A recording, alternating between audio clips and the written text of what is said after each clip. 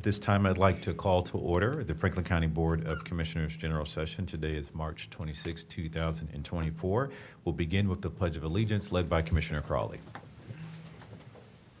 I pledge allegiance To the flag of the United States of America and to the republic for which it stands, one nation, under God, indivisible, with liberty and justice for all. All right, we've got a very full agenda today, so we're going to try to get at this to get everyone out here in a timely fashion. As a reminder, this is a public meeting and is being recorded. Excuse me. For those of you who are calling in, please ensure that your line is muted. Welcome to our general session, and we're excited to have so many very special guests with us today, and I mean that when I say that all of you are very special guests.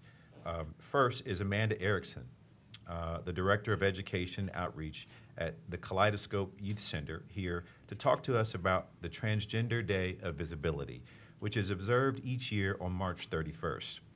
On this occasion, we're happy to celebrate the achievements and the resilience of transgender, non-binary, and gender non-conforming persons here in Franklin County, and quite frankly, around the world. We recognize their bravery and their hard-fought work for equality, including for the full recognition of their human rights, and in particular, our trans and gender diverse youth. Welcome, Ms. Erickson. So you're already at the podium. So tell us a little bit about Transgender Day of Visibility and how we can all celebrate and recognize it in the appropriate way. Yeah, thank you so much for having me. My name is Amanda Erickson. My pronouns are she, her, and hers, and I'm the Director of Education and Outreach at Kaleidoscope Youth Center. Transgender Day of Visibility is celebrated, as you said, every year on March 31st by celebrating the joy and resilience of trans and non-binary people everywhere, elevating voices and experiences from these communities. I'm here today representing Kaleidoscope Youth Center, which is Ohio's largest and longest serving organization solely dedicated to serving and supporting LGBTQ youth. We're proud to be celebrating our 30th year this year, serving youth across Central Ohio. We do that through our drop-in center for LGBTQ youth in downtown Columbus, through education and outreach opportunities for the community, a community-based wellness program, which provides housing opportunities because we know that trans and non-binary youth are 120% more likely to be experiencing homelessness than their cisgender counterparts. Behavioral health and clinical services, as well as civic engagement and advocacy, supporting LGBTQ youth in some of those advocacy concerns. In honor of Trans Day of Visibility, KYC is excited to provide a webinar this Friday at noon, hosted by the Office of Diversity and Equity and Inclusion. And during that webinar, we'll look at statistics related to trans and non-binary youth mental health outcomes, risks that they face every day, and how we can improve the general climate of schools and our community through various strategies from simple word choice, language changes, and policy change.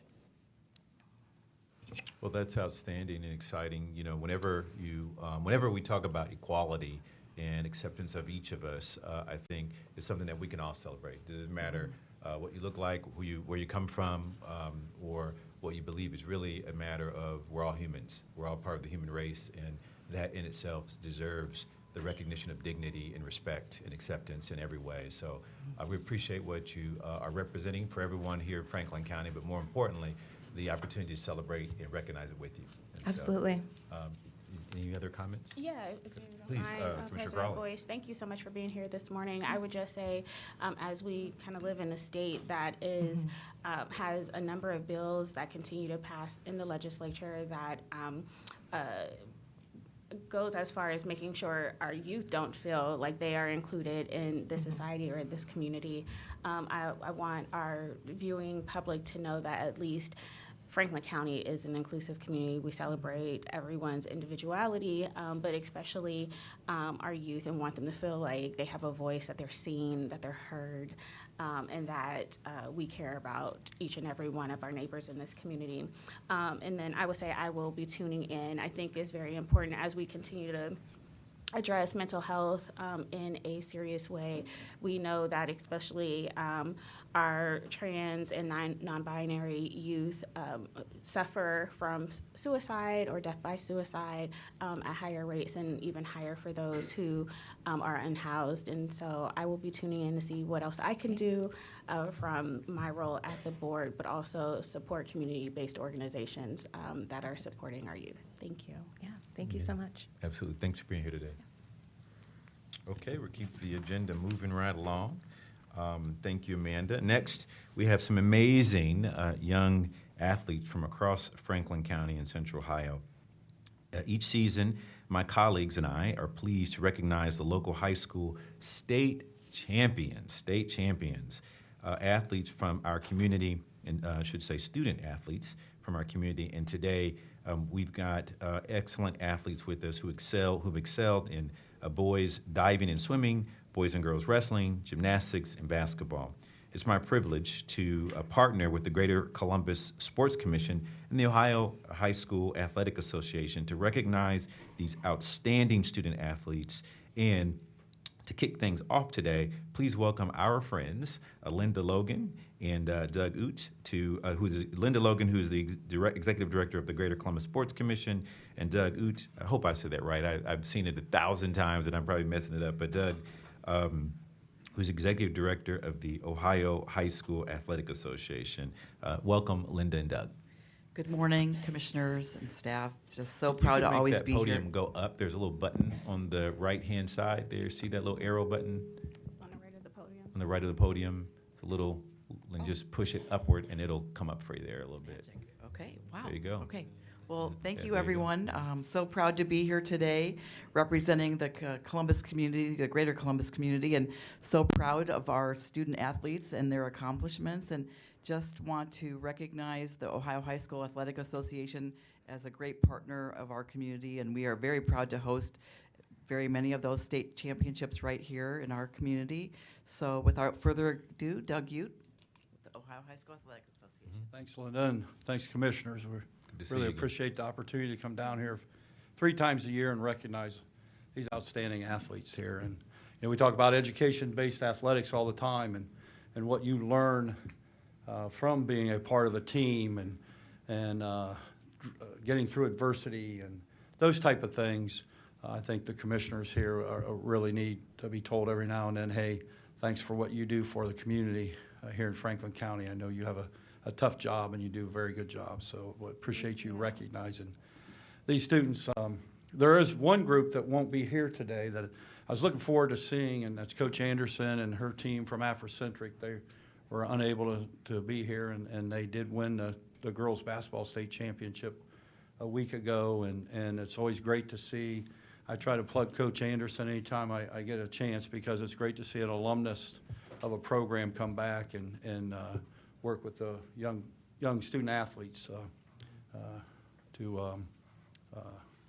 do great things. And so I know I had a chance to talk to a lot of you this morning. If I didn't get a chance to, and offer that congratulations to each and every one of you, and not just to the student athletes, to the parents and some of the grandparents. I'm always reminded when I talk to these folks that how quick club season starts, and all the other things that you do, and all those running around to gymnastics. I'm a grandparent now of 8, and they're all very active.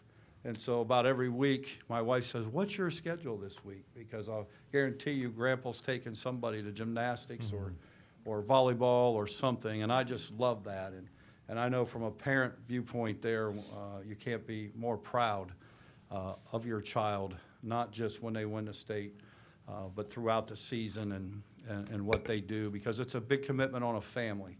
A lot of late night dinners, and everybody's eating different times and those things. So I always I see a lot of smiles. And I did learn something today too. If I'm ever at a sale and there's a UPS truck for sale, I'm buying it, because there's our UPS driver. I tease him about, you probably just parked right on the side of the street and put the flashers on here.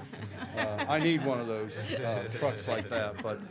But again, a lot of you start out at the beginning of a tournament, and you're going up against 200-300 other student athletes from around the state, and to be standing on that podium at the end. I know we've got a diver in here, we've got some swimmers, wrestlers, gymnastics.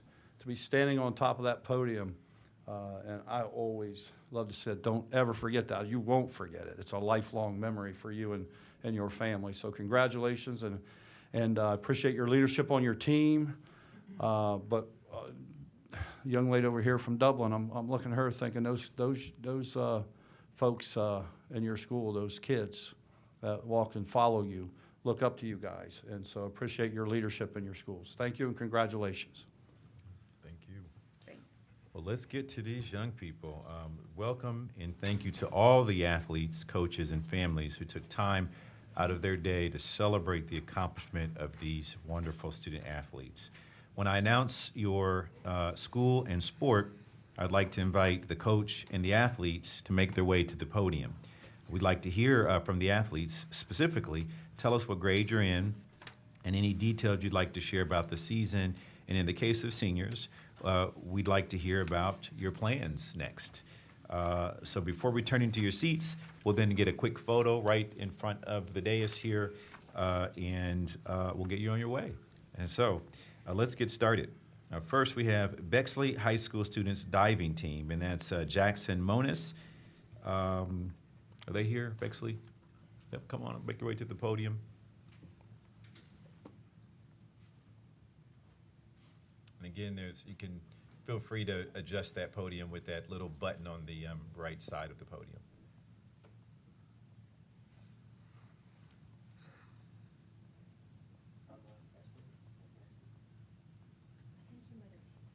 Turned it off. Yeah. I'm a freshman at Bexley and just continue to do my best next year and all the rest of the years I'm in high school. Outstanding. So we're going to see you we're just starting to get to know you right now. We're going to see you Yeah. for the next 3 or 4 years. So, okay. Mm-hmm. Coach? Hi, Sandy Slorowski, one of 3 coaches for Bexley. Just a few highlights for Jackson. Again, like he said, he had a very fantastic first year on the team. He set records in both the 6 and 11 dive competition. He's our first ever diving state champ for Bexley and also our first swimming or state diving champ since 1951. Some highlights. Throughout the season, we were just impressed with Jackson. Every time he got on the board, we learned something new. But at the Ned Reap Invitational, he scored number 2. At the Northeast Classic, he was number 4. And then once we got into our championship season, he was first for our league meet. He was first for our Central District champ, and he was, of course, the state champion at states. But we are extremely proud of Jackson and all the hard work that he's done this season, and we're excited to see what he continues to do. Absolutely. Congratulations.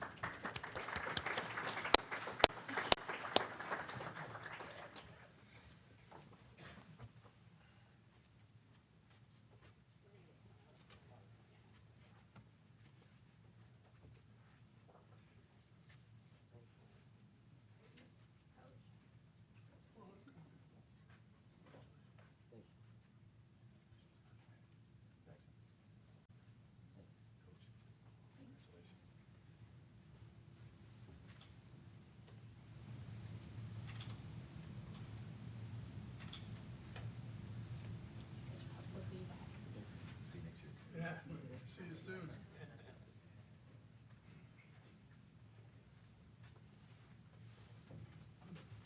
We've gotten how to do this, 16 more times? Right. Yeah, get exercise today. All right, next is the Bexley High School Boys Wrestling State Champ, Marius Garcia. All right. Following Bexley will be Bishop Hartley Boys Wrestling State Champion, Aiden King. So you can get ready.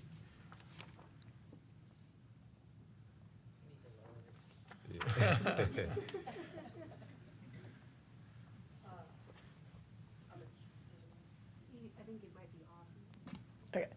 I'm a junior at Bexley, and I'd like to thank my parents, my coaches, my family, all my friends and partners that helped me this season. And it was a really good season, obviously. And yeah. Yeah, it's pretty special to be here. I'm actually Marius's father. My name is Xander Garcia. I'm the assistant coach at Bexley. This has been, a long journey for us. I'd say we've been wrestling for 12 years, but the last 2 years have been like laser focused on trying to get this state title. And I'm telling you, it took a long, we started from a long way away, okay? And he started from a long way away. It was, a lot of years of wrestling, but to be able to get to the top of the podium this year was really, really special. There's actually a lot of people in this room. I see Ethan Burden back there. I see the DeSales guys. The wrestling community is very close. We all know each other. We all know who's training to be the best. And, we thank these folks in here. I want to thank all of his partners that worked so hard. I mean, especially at the end of the year, he had a partner that was literally bruised and battered from the training that he put him through. I mean, this guy was not going to be stopped. So, a couple statistics: 51-0. I mean, he was the only undefeated state champion this year. That was pretty special. No, he didn't go to Ironman, but next year we will. Maybe we'll get a loss on the record next year. Maybe not. But he's the second state champion in Bexley wrestling history, the first since 1985. He's a junior now. We got big plans for next year for him. I think he's going to keep his work ethic is, second to none. I know there's a lot of, again, I look around and see some other guys that are good role models for Marius, and I think now Marius is a real leader in the community, in his school, and we're very, very, very proud of him. So, thank you. So are we.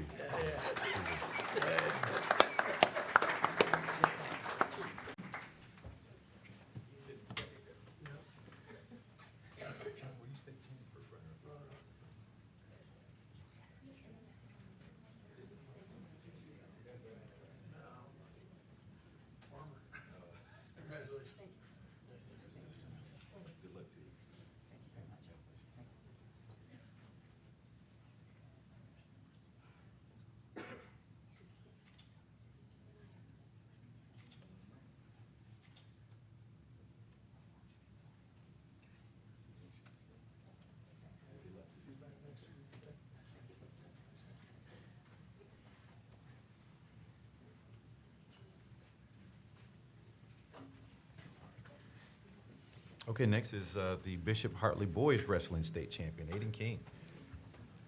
Aiden here? Nope. Aiden's not here. Okay, sorry. We'll keep going.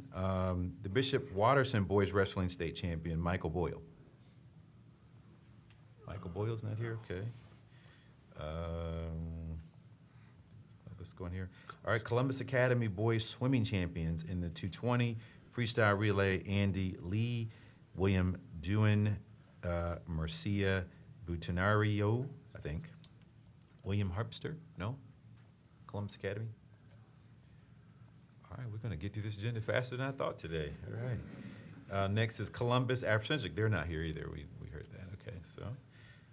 St. Francis de Sales Boys Wrestling State Champion, Max Schulaw.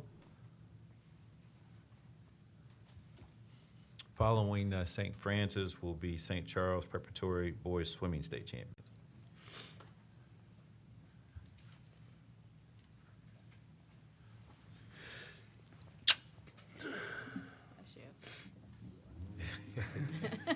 It's the coolest feature ever, really though. is. It's a great, It's yeah. pretty Yeah, I actually like right, watching you're people not do that it. Yeah, right. You like broke the machine, Yeah. All right. Hello, everyone. My name is Max Schulaw. I'm a senior at St. Francis de Sales. And next year, I will be going to the University of Virginia to study kinesiology. So, yeah. And Russell. Yes. Good morning, everybody. I'm Coach Powers. I'm assistant wrestling coach at St. Francis de Sales High School. It's an honor to be here speaking on behalf of Max. And as Coach said before, I recognize a lot of you guys from the wrestling community, and congratulations on making it this far and being recognized for amazing accomplishments. Myself being a wrestler, I understand how hard it is to get to this point, which is an incredible honor to coach somebody like Max Schulaw. It's hard to put into words how great of a career this kid has had. Unless you're in the wrestling community, I don't think you fully grasp exactly how challenging it is to reach some of the things that this young man's done. Let me bust out the list. To put it in perspective, Max ended his career 187-10, and over the last 2 years, Max was 101. His only loss coming this year at the Ironman tournament, which is the #1 tournament in the country for high school wrestling. But last year he was the champion at that event. So, to read down the list, Ironman champion, 4-time CCL champ, 3-time sectional champion, 3-time district champion, 4-time state qualifier and placer, 3-time state finalist, 2-time state champion, 3-time academic All-Ohio, and currently he sits as the #5 wrestler in the country. He's representing Team USA this weekend in Pittsburgh.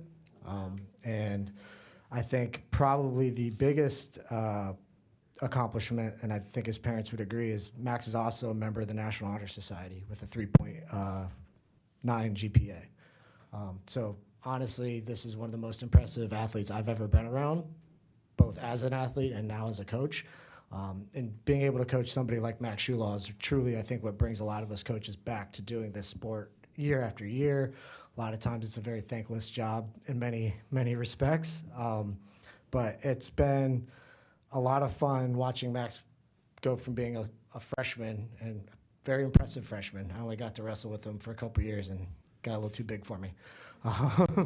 But I have no doubt that Max is going to continue his success representing not just St. Francis de Sales, but all of Central Ohio, and make us all proud when he moves on to the University of Virginia. And I am very, very excited and looking forward to watching his growth as an athlete, as a man. And, I just can't say enough about how much of a privilege it's been to be alongside of him during this journey. He comes from a wonderful family, very, very great community that we've built around Max at St. Francis de Sales, and he's a big reason why we're going to continue to be successful, because people like Max are somebody that the kids can look up to, and that's why they'll continue to come through our program. And it's bittersweet to see him go, but I'm super proud of this kid, and I can't say enough about it. So thank you guys for having us here this morning, and truly appreciate it. Congratulations.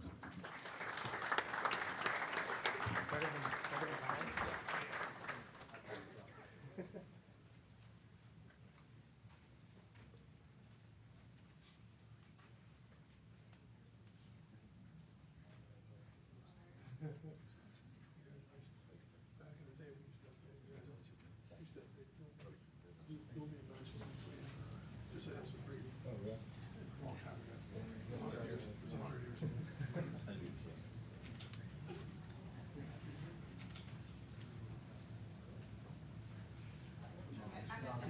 You gotta read, huh?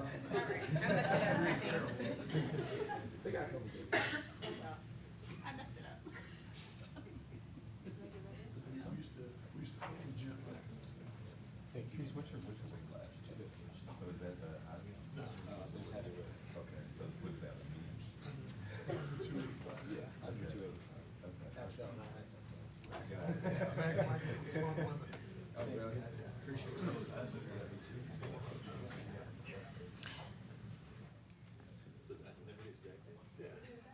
States could be any size. You just wrestle 400 pounds. That's crazy. I'm going to say, who's taking pictures first? They come in, it's like throwing an ox back in I know, it's fine. All right, St. Charles Preparatory Boys Swimming State Champions. Come on forward, yep.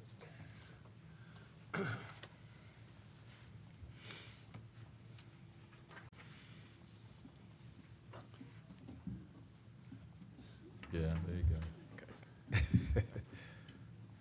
Hello. Okay.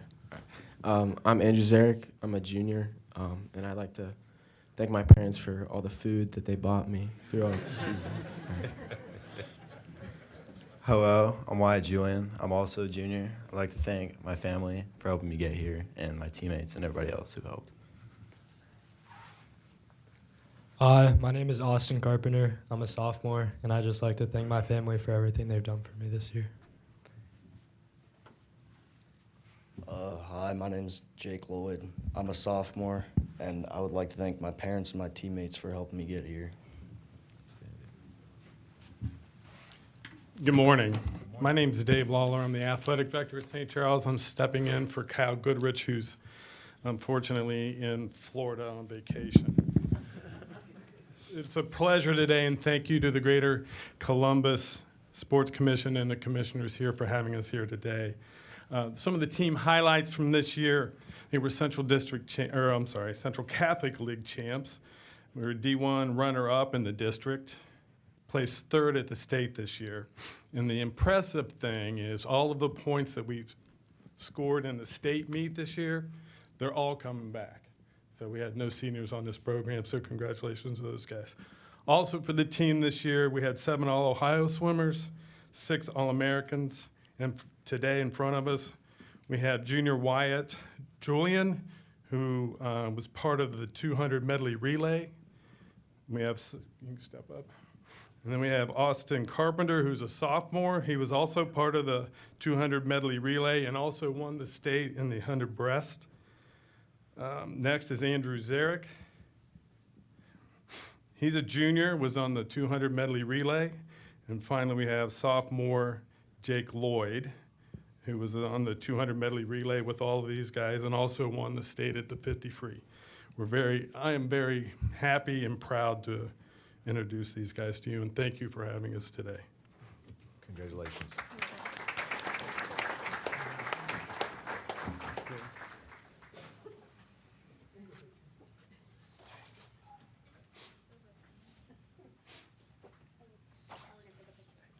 Yeah, I'm just gonna get back for a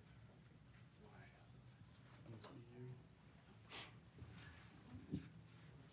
I'm good, how are you? Still gotta refer to you as Mr. Lowry.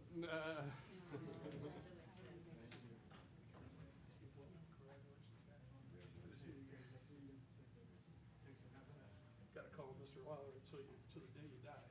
My son's a 2017 St. Charles guy. This way.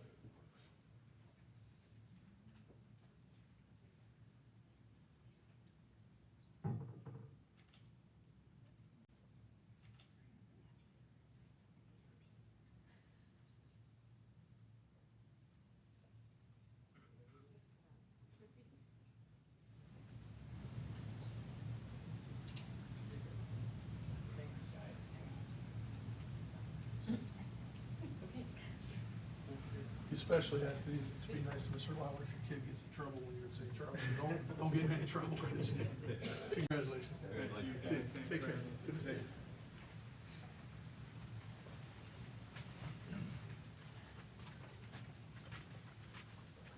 John, we know your son never got in trouble. We know that. Small, just a little. Next is the Dublin Kaufman Girls Swimming State Champion for the 100-yard butterfly, Emily Brown.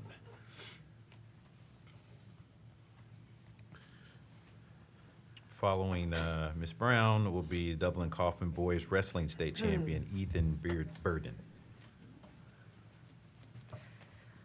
Thank you so much for having me here today. I wanted to thank my parents and my teammates and my coaches. I wouldn't be here if it weren't for them. And I am a senior, and I'm committed to the University of Tennessee to swim, and I'm currently training for the Olympic trials in June, so that's my main focus. Emily, how many times have you been here? What was How that? many times have you been here? Is this my... Yeah. This is my fourth time. Every time. So every every time. Just Since say, since you've been at Dublin Kaufman, right? Yes, I yes. was just telling Commissioner Boyce, you're the GOAT. You've been Thank here. you. Thank you. Hi, I'm Coach Mark. I've You can been lift that podium Emily. up if it Oh, that's all helps. right. Okay. Might have a loud voice that carries anyways. This girl's amazing. I'm going to certainly miss her when she's gone. Just to put in perspective so you have some idea, swimming, there's 8 individual events in swimming that you can do. And Emily, in her first 3 years, chose the 200 free and 500 free, and she was state champion in both of those, her freshman year, sophomore year, and junior year, won both of those, and had the state record in the 200 free. After her junior year, we had a talk about challenging herself and getting prepared for Olympic trials and doing some other things, and she decided to actually change both events and two new events this coming year. And lo and behold, this great athlete that you see here won both of those events in the 200 IM and 100 fly, broke both state records in those events as well. So just an amazing swimmer, great, also academic. I think she's academic All-American. I mean, her list of who she's done and what she has done is just amazing. You said you want to make the speed. If I read everything she's accomplished, you would just be amazed on what she has done. Like I said, I've been coaching her since she's been 11, and certainly going to miss her, but I think all of us should keep watching Emily Brown and where she's going to end up here in the future. So thank you. Outstanding. Congratulations.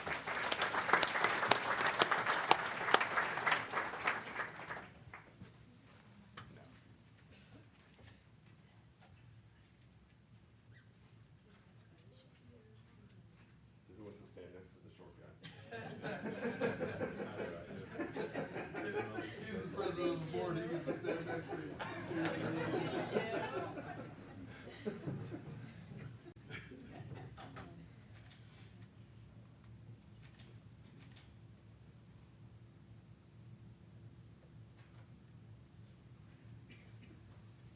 You keep winning, we'll keep having. How many offers did you have for scholarships? You keep winning, we'll keep having.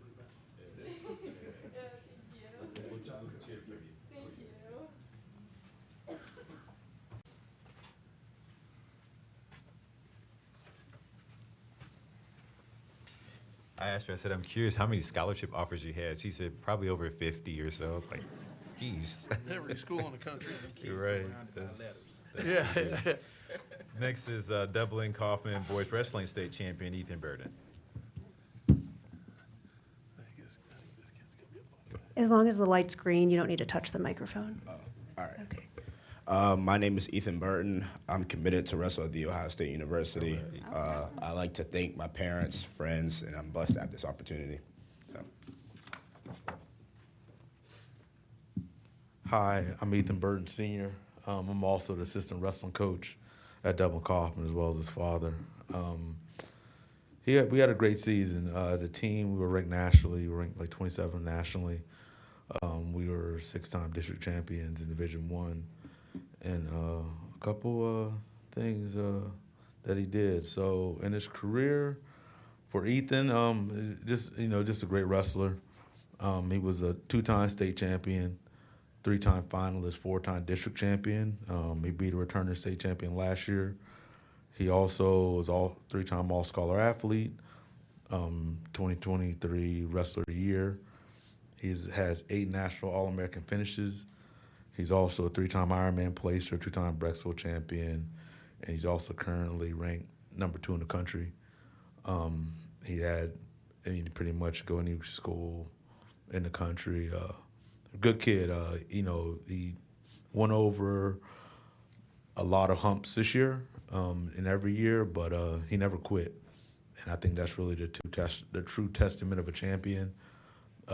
Overcoming adversity, as well as in the school. We had a lot of good kids on our team, and academically, taking college classes and performing well there as well as on the mat. I'm extremely proud of them. Hopefully, next year we'll be watching in March, and hopefully he's in the NCAA championships. Thank you. Congratulations.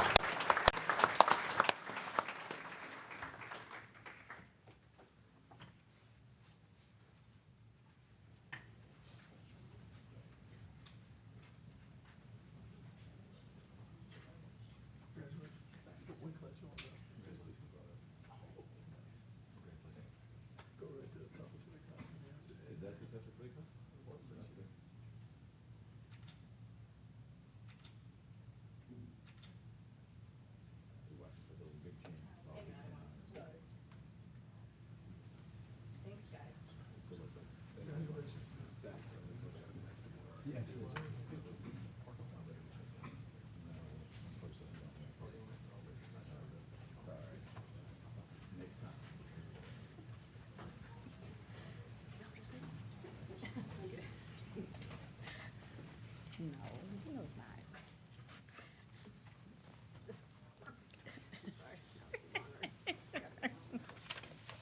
Keep it moving here. Next is Dublin Jerome, girls swimming state champion in the 200 and 500-yard freestyle, Millie Leonard. Millie here? Nope, okay, we'll keep going. Next is Grandview Heights, girls swimming state champion in the 50 and 100-yard freestyle, Carrie Furby. Carrie here? Nope, okay. Next is Hilliard Darby girls swimming state champion in the 100-yard backstroke, Alexis Pelchix? Peltz. Nope, okay. Keep going. Next is Olentangy Berlin gymnastics floor exercise state champion, Tayton Swain.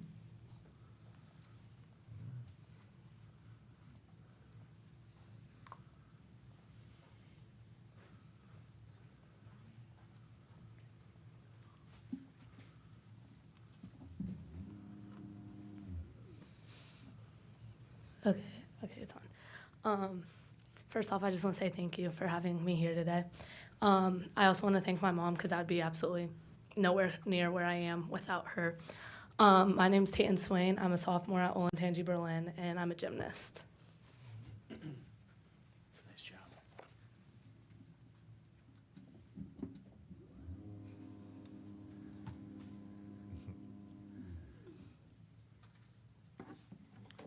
My name is Todd Spinner. I'm proud to be the principal at Olentangy Berlin High School. I would like to thank the entire County Board of Commissioners for having us here this morning. And I would like to recognize the young man that just left the podium, our wrestler from Dublin. This is my 30th year in education, and he did things at his weight, in his weight class, that he shouldn't be allowed to do as far as movement. One of the best wrestlers I've seen in the last 30 years. I'm just going to tell you, young man, good luck to you. Good luck to you. So proud of Tayton. You know, we have been a school since 2018. That was our first year in existence. And in that time, Tayton has held every single record there is to have in Division I at our building. Tayton is only a sophomore. She's only 15 years old. She's a cheerleader and a gymnast. And even though she's only a sophomore, she has led our team to 2 OCC titles, 2 district championships. We were Division I state runners-up last year, and then third in the state this year. Tayton has placed second all around in the state meet 2 years in a row individually. Tayton holds 4 out of the 5 individual records for our building, vault, beam, floor, and all around. And then she is the first place floor champion in Division I in the state of Ohio as a freshman and as a sophomore again this year. She holds a 3.9 GPA in the classroom. I know that we have a lot of academic accolades out in the audience, and we can't forget that. You know, we call them student athletes, and I know Ohio High School puts a lot of emphasis on that, so we can't forget that. She is a 3.9 GPA in an honors and advanced placement curriculum. She's a fantastic young lady and even a better person than she is an athlete. So once again, I'm proud to represent Olentangy Berlin High School and recognize Tayton Swain. Thank you. Congratulations.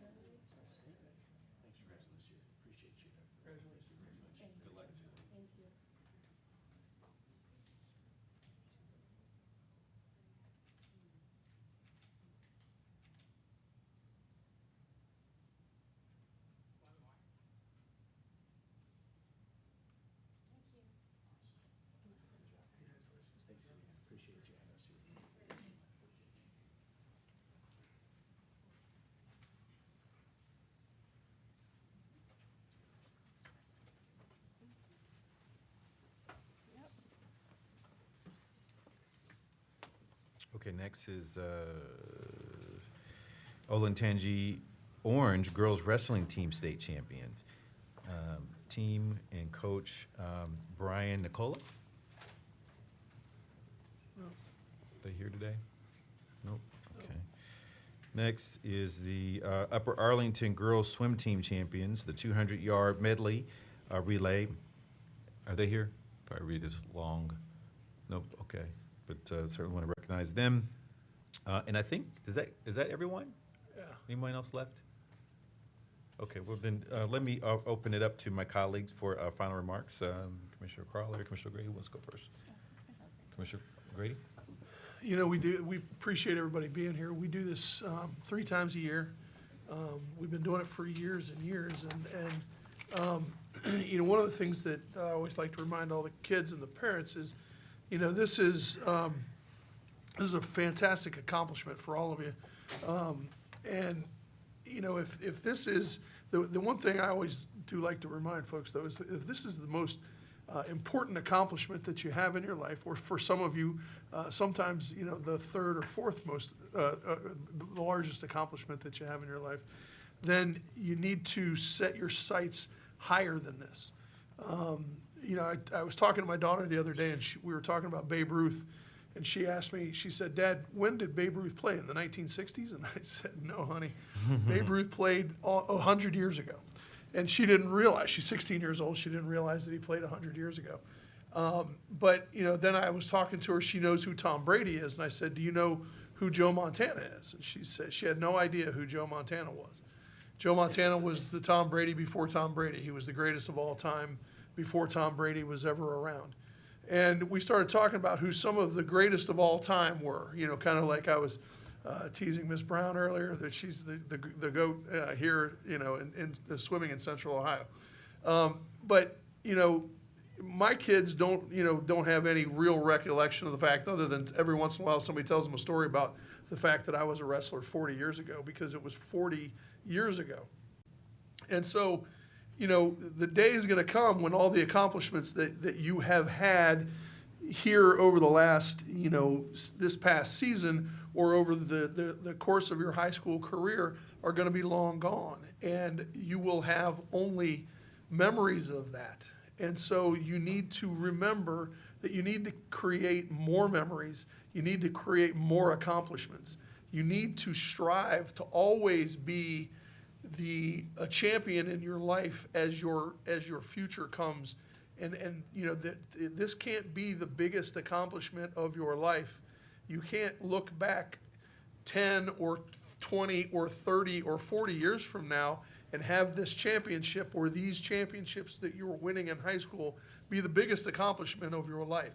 You need to use these championships as springboards for your future. You need to use these championships, you know, and these accomplishments that you have, to accomplish more, to do more, and to set yourself and, you know, set your sights on bigger things and bigger, more accomplishments in your future, because, you know, you have great things coming in your futures.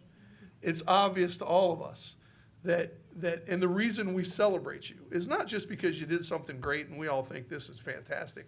You did. We are here to pat you on the back and tell you this is great what you did. But not just because you accomplished a championship, but because we know that you are the future of our community. We know that the accomplishments that you have made here on the athletic field, and as the principal from Olentangy Berlin reminded us, you are scholar athletes. And we do, a couple of times a year, we also recognize our artists and scholars as well. You know, the Board of Franklin County Commissioners thinks it's important for us to recognize the accomplishments of artists, high school artists, as well as high school scholars, because it's those, you know, young people are the future of our community. And what you're doing is so important to the future of who we are and what we are as a community. And so we didn't bring you down here just to say, hey, fantastic. You know, we think what you did on the field is great. We do think that. But we also do it because we want you to know how much we appreciate you and what you are and what you mean to the future of who we are as a community. And so what you've done on the basketball court, on the wrestling mat, in the swimming pool, you know, or on the gymnastics, you know, mat, or whatever your field of accomplishment is important to us as a community. And who you are as an individual is important to us as a community. And so congratulations to you for your accomplishment. But also remember, keep striving for more. Use this as a springboard for more. And don't ever forget to thank not just your mom and dad, thank your little brother and sister and your older brother and sister, because I can tell you right now from my own experience, as a member of a state championship team, you have been a pain in their butt. Don't ever forget to say thank you. The parents are like, yeah. Yes. Yeah. Siblings are like, So yes. Anyway, Commissioner Crowley. Yeah, Commissioner Crowley? Thank you, President Boyce. Again, just want to say congratulations to all of the student athletes, to the coaches, to the parents. I will just echo everything that Commissioner O'Grady already said. And as a student athlete myself, playing softball when I was in high school, I think about my children. One was in gymnastics competitively for a while, and then my other daughter was in volleyball nationally, and then played club for the University of Kentucky. It is sacrifice, and all the things that I learned as a student athlete and all the things that they have learned are with me today and will be with them forever. And I say the same thing to you when I think about dedication, perseverance, commitment, teamwork, sacrifice. Like, all of those things will be with you. Whenever your athletic career ends, you will always have those things that will contribute to anything and everything that you do in the future. But at the end of the day, and I think about, me and my girls, what we have to fall back on always is our education. And so for you all that are scholars, I hope as you go on to college, you will continue to put your academics first. But then also, continue to have fun and continue to, for those who are staying here, thank you for choosing to stay here and go to school if you're a senior going on to college. For those of you who are going on to other places to compete, I hope that you continue to come back here eventually and contribute to this community. We are better for each and every one of you. And thank you and congratulations again. And I'll just bring it home with one concurring with both of my colleagues. So well said.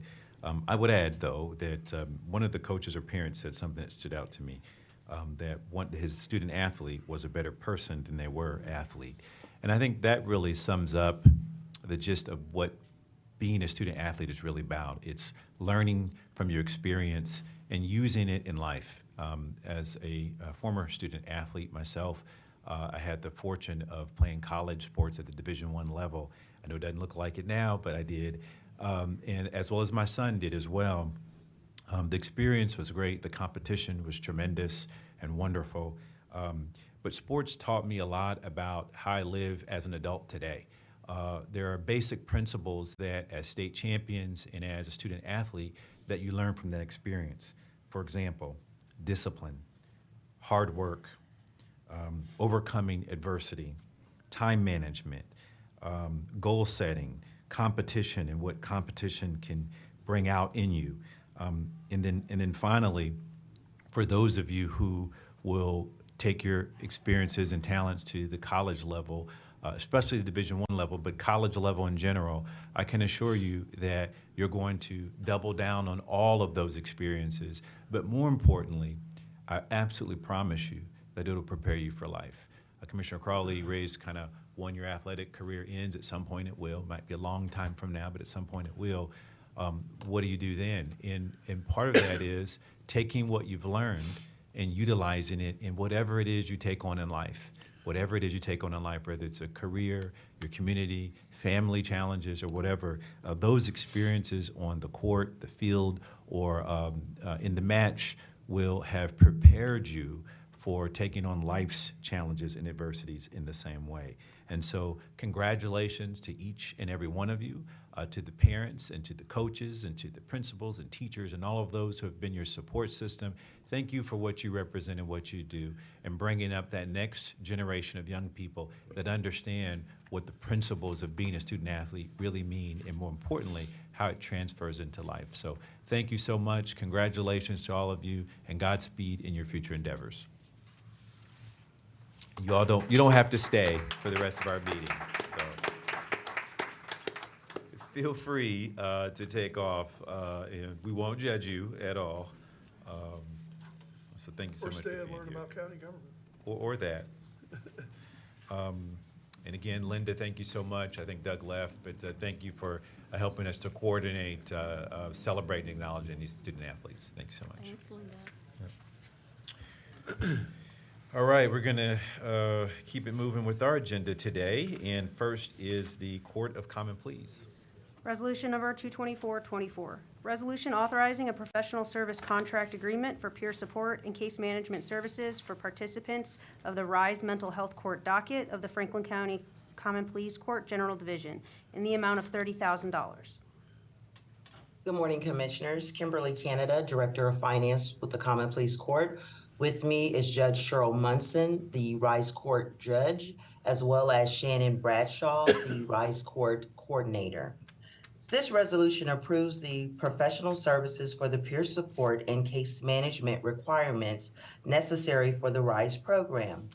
This service will aid in the success of the participants by providing individual support in various stages of their recovery and proper documentation memorializing their progress. The contract agreement is for 1 year beginning March 19th of 2024 through March 19th, 2025, with a renewal option for 3 one-year extensions. Pending any questions, we request your approval. Move approval of resolution. If there are no comments or questions, I'll move approval of resolution 22424. Second. Moved and seconded voting. Commissioner O'Grady. Yes. Commissioner Crawley. Yes. Commissioner Boyce. Yes. Resolution number 22424 has been adopted. Thank you. Thank you. Next is Domestic Relations. Resolution number 22524. Resolution authorizing a second and final contract extension with Avertest LLC, doing business as EverHealth, in the amount of $46,000. Good morning, Commissioners. Barb Reeves, Deputy Director. This resolution is requesting a one-year contract extension with Everhurst LLC for drug testing services. The contract remains unchanged from the original contract, which was approved in 2020. These services were originally competitively bid through the Purchasing Department. Pending any questions, the court requests the approval of this resolution. If there are no comments or questions, I'll move approval of resolution 22524. Second. Moved and seconded voting. Commissioner O'Grady. Yes. Commissioner Crawley. Yes. Commissioner Boyce. Yes. Resolution number 22524 has been adopted. Thank you, Commissioners. Thank you. Thank Next you. is the Auditor. Resolution number 23524. Resolution authorizing the acceptance of an Ohio Environmental Protection Agency 2024 Community and Litter Grant in the amount of $10,000. Good morning. I'm Beth Ferman-Kinney, Director of Community Outreach for Auditor Michael Cinciano. The Auditor's Office has one item for you. This resolution would authorize the Board of Commissions to accept a 2024 Community and Litter Grant from the Ohio Environmental Protection Agency in the amount of $10,000. The grant will help us cover the cost of vendors for 2 public Shred Hunger events where residents can dispose of paper documents and electronic materials in a safe, secure, environmentally friendly way. The Auditor's Office partners with SWACO, local civic organizations, area nonprofits, and paper and electronic recycling vendors. For reference, in 2023, we held 2 Shred Hunger events in Grove City and Northwest neighborhood, and over 200 constituents were served, and the event resulted in over 9,883 pounds of electronic waste collected, with over 6,000 pounds of paper waste shredded and recycled. Pending any questions, we recommend approval of this resolution. Thank you very much. If there are no comments or questions, I'll move approval of resolution 23524. Second. Moved and seconded voting. Commissioner O'Grady. Yes. Commissioner Crawley. Yes. Commissioner Boyce. Yes. Resolution number 23524 has been adopted. Thank you. Next, we have the engineer. We have the public hearing for the resolution 236. Can the clerk please read the public hearing? Establishing, altering, and widening of McVeigh Boulevard, Township Road number 1759, and Millbrae Road, Township Road number 2531, Perry Township, Franklin County, Ohio. Viewed. Engineer to file plans as necessary. Okay, at this time, I'd like to open up the public hearing for this resolution. Is there anyone here in the audience or online who would like to speak at this public hearing? Okay, seeing that there are none, I'd like to close the public hearing and have the clerk read the resolution into the record. Resolution number 23624, establishing, altering, and widening of McVeigh Boulevard, Township Road number 1759, and Millbrae Road, Township Road number 2531, Perry Township, Franklin County, Ohio. Viewed. Engineer to file plans as necessary. Good morning, Commissioners. Brad Foster, Franklin County Engineer. Commissioners, today I have a total of 7 resolutions and 4 public hearings. The first 4 resolutions and public hearings are very similar in nature. All the dates for declaring necessary and the viewed items are the same for the next 4 resolutions. Commissioners, on February 20th, 2024, the board adopted a resolution declaring necessary McVeigh Boulevard and Melbury Road. And on March 12th, 2024, the Board of Commissioners viewed the said improvement project. The resolution authorizes the engineer to prepare plans necessary for the construction of this project and represents the second step in the legislative process. Located in northern Franklin County and Perry Township, the project is funded by ODOT's Safe Routes to School dollars and seeks to implement sidewalks, ADA curb ramps, crosswalk striping on McVeigh Boulevard and McBray Road near Brookside Elementary School and the Worthington School District. Pending any questions, I ask for your approval.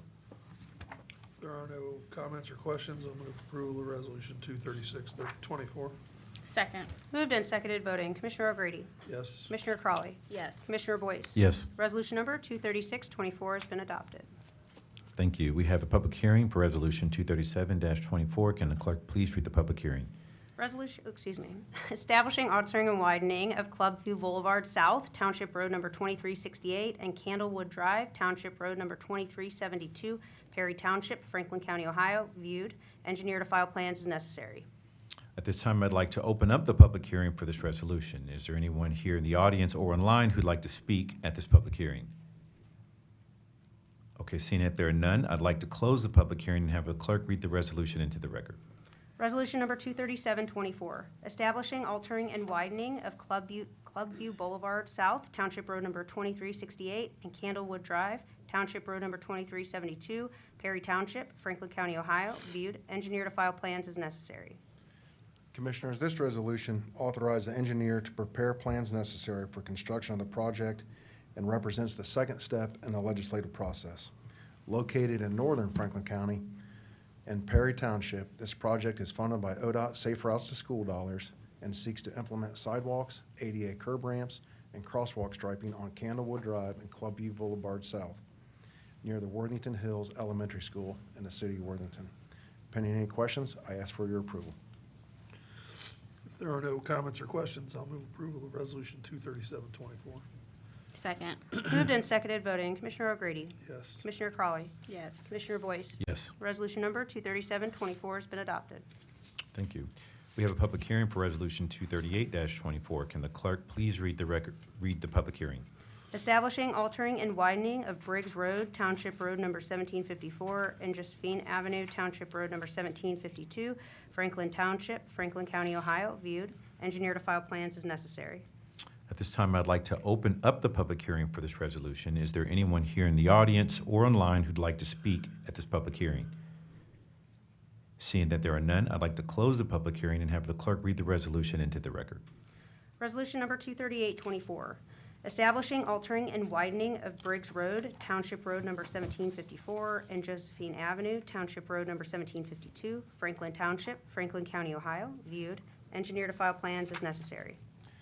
Commissioners, this resolution authorizes the engineer to prepare plans as necessary for the construction of this project and represents the second step in the legislative process.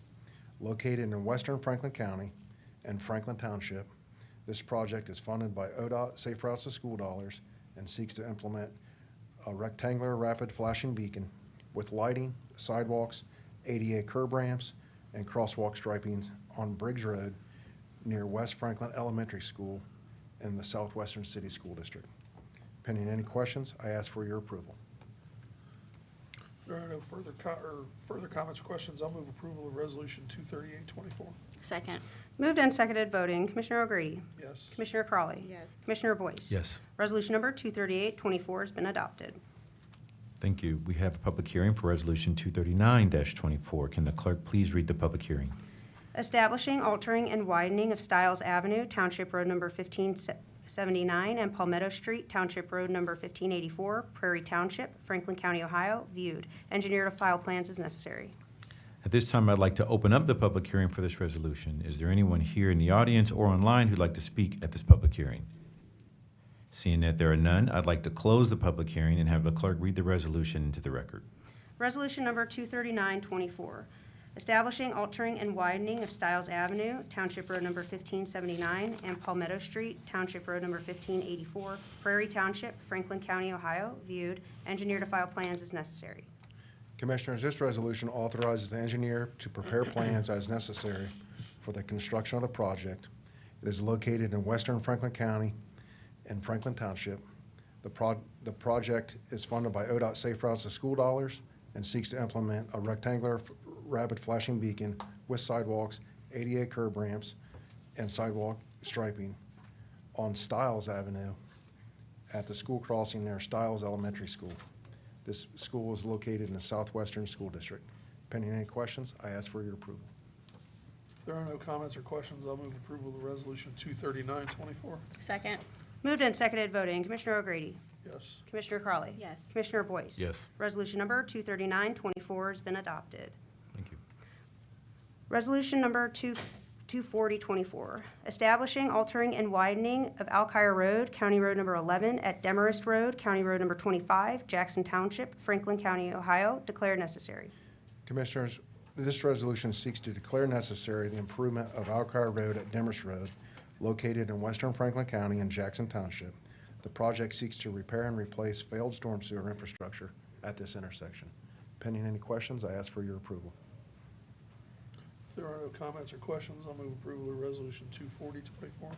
Second. Moved and seconded voting. Commissioner O'Grady. Yes. Commissioner Crawley. Yes. Commissioner Boyce. Yes. Resolution number 24024 has been adopted. Resolution number 24124, resolution approving a contract modification with the EnviroScience Incorporated for engineering services for the Lieb and Parker Ditch Drainage Improvement Project for an increase of $10,780 for a revised contract amount of $57,280. Commissioners, the next resolution seeks approval of a contract modification with EnviroScience for engineering services for the Lieb and Parker Ditch Drainage Improvement Project. It is determined that EnviroScience should provide an additional design service in order to complete the project. The total cost of this contract modification will not exceed $10,780. Pending any questions, I ask for the board's approval. If there are no comments or questions, I'll move approval of Resolution 24124. Second. Moved and seconded voting. Commissioner O'Grady. Yes. Commissioner Crawley. Yes. Commissioner Boyce. Yes. Resolution number 24124 has been adopted. Resolution number 24224, report 10th of the Franklin County Engineer, establishing sums of compensation for a portion of the owners of property abutting the Cleveland Avenue from Huey Road to Cook Road Improvement Project, Clinton Township, Franklin County, Ohio, in the amount of $942. Commissioners, our final resolution seeks compensation for one property owner abutting the Cleveland Avenue from Huey Road to Cook Road Improvement Project in Clinton Township.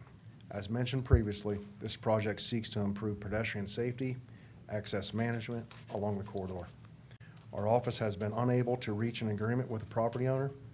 We recommend that appropriation proceedings be initiated for the acquisition of the parcels in order to keep the project on schedule. We will continue to work closely with the prosecutor's office, and negotiations with the property owners will continue. Pending any questions, I ask for your approval. If there are no comments or questions, I'll move approval of Resolution 24224. Second. Moved and seconded voting. Commissioner O'Grady. Yes. Commissioner Crawley. Yes. Commissioner Boyce. Yes. Resolution number 24224 has been adopted. Thank you very much. Thank you. Thank you. Next is Emergency Management Agency.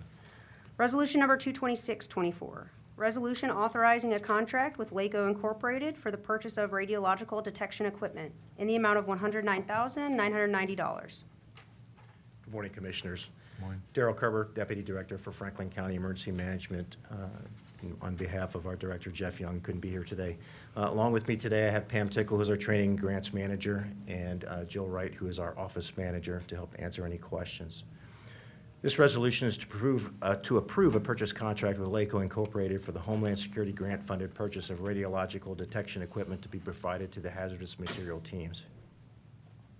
Radiological detection equipment was requested by the Columbus Fire Division Hazardous Materials Team, and in working with the statewide Hazardous Materials Advisory Committee and Ohio EMA, Grants, we agreed to lead a state-funded project to provide this detection equipment to credentialed hazardous material teams across the state of Ohio, hoping to sustain, improve, and standardize some of their capabilities.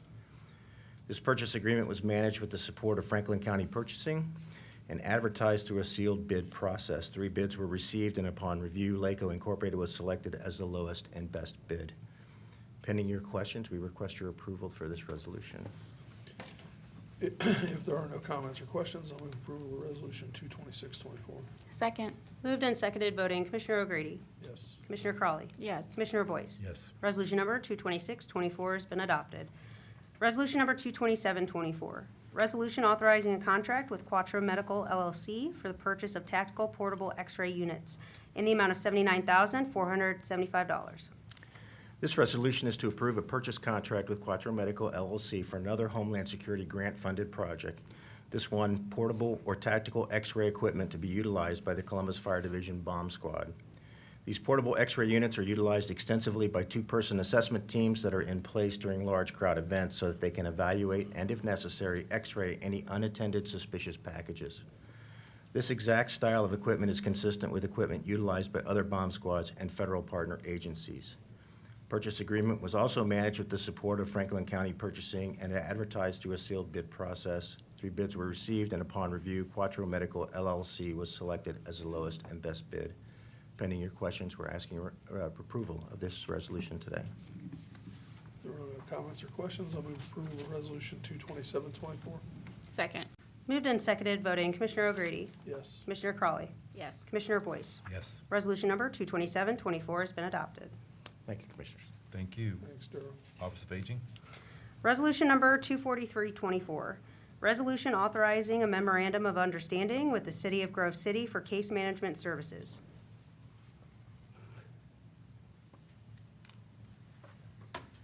Good morning, Commissioners and County Administration. Shonda Wingo, Director for the Franklin County Office on Aging. This hasn't been so tall for me before. Ohio is experiencing a large increase in the number of older adults over the age of 60, with an expected 33% increase in this population by 2030. Grove City covers approximately a 17-mile radius with a population of 41,250, with over 18% of its residents being 65 and older. The average income in Grove City is $84,765, and the poverty rate is currently 5.6%. 4.8% of the residents that we serve come from Grove City.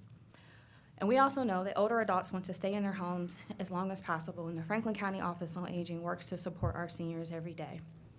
Through a partnership with the Grove City, FCOA will station a case manager on-site at the Evans Senior Center to provide on-site case management services.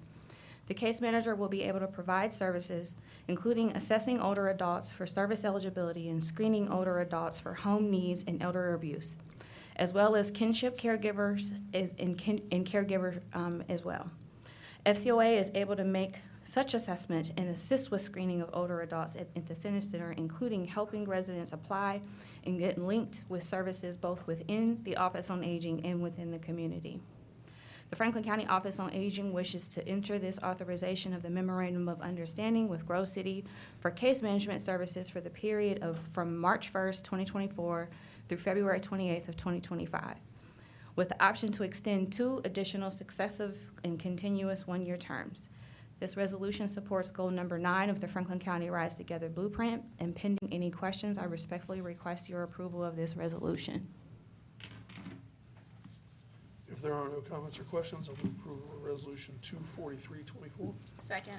Moved and seconded, voting Commissioner O'Grady. Yes. Commissioner Crawley. Yes. Commissioner Boyce. Yes. Resolution number 24324 has been adopted. Resolution number 24424, resolution authorizing a first extension memorandum of understanding with the City of Whitehall for case management services. Thank you. Whitehall covers approximately a 5-mile radius with a population of 20,127, with 11% of its residents being 65 or older. The median average income is $51,202, and currently 4.8% of those residents are receiving services through the Office on Aging. You'll hear next, on our next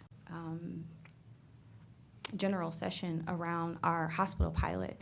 But I'd like to pause here, and if we all could remember, last year we did an MOU with OSU East Hospital.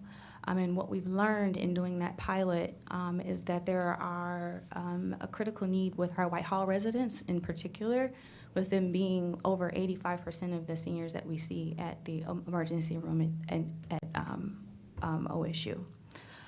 Additionally, this will be our second year, so our case manager was able to engage with over 300 residents last year at Whitehall, with 48% of them being interested in receiving services through the Office on Aging.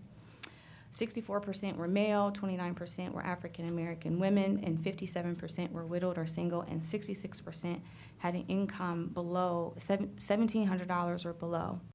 Additionally, the FCOA actively participated in a range of community events and meetings in fostering significant partnerships and relationships with key organizations. The Franklin County Office on Aging wishes to authorize a memorandum of understanding extending the previous MOU for a time period of January 1st of 2024 through December 31st of 2024, with a option of a 1-year extending remaining. This resolution supports goal number 9 of the Franklin County Rise Together Blueprint, and pending any questions, I respectfully request your approval of this resolution. If there are no comments or questions, I'll move approval of Resolution 24424. Second. Moved and seconded, voting. Commissioner O'Grady? Yes. Commissioner Crawley? Yes. Commissioner Boyce? Yes. Resolution number 24424 has been adopted. Thank you. Resolution number 24524. Resolution authorizing a contract with Access to Interpreters, LLC, Asian American Community Services, and Us Together Incorporated for interpretation services in the amount of $200,000. Thank you. The Franklin County Office on Aging is committed to providing meaningful access to program information, benefits, and services to aging residents regardless of English language proficiency. Under the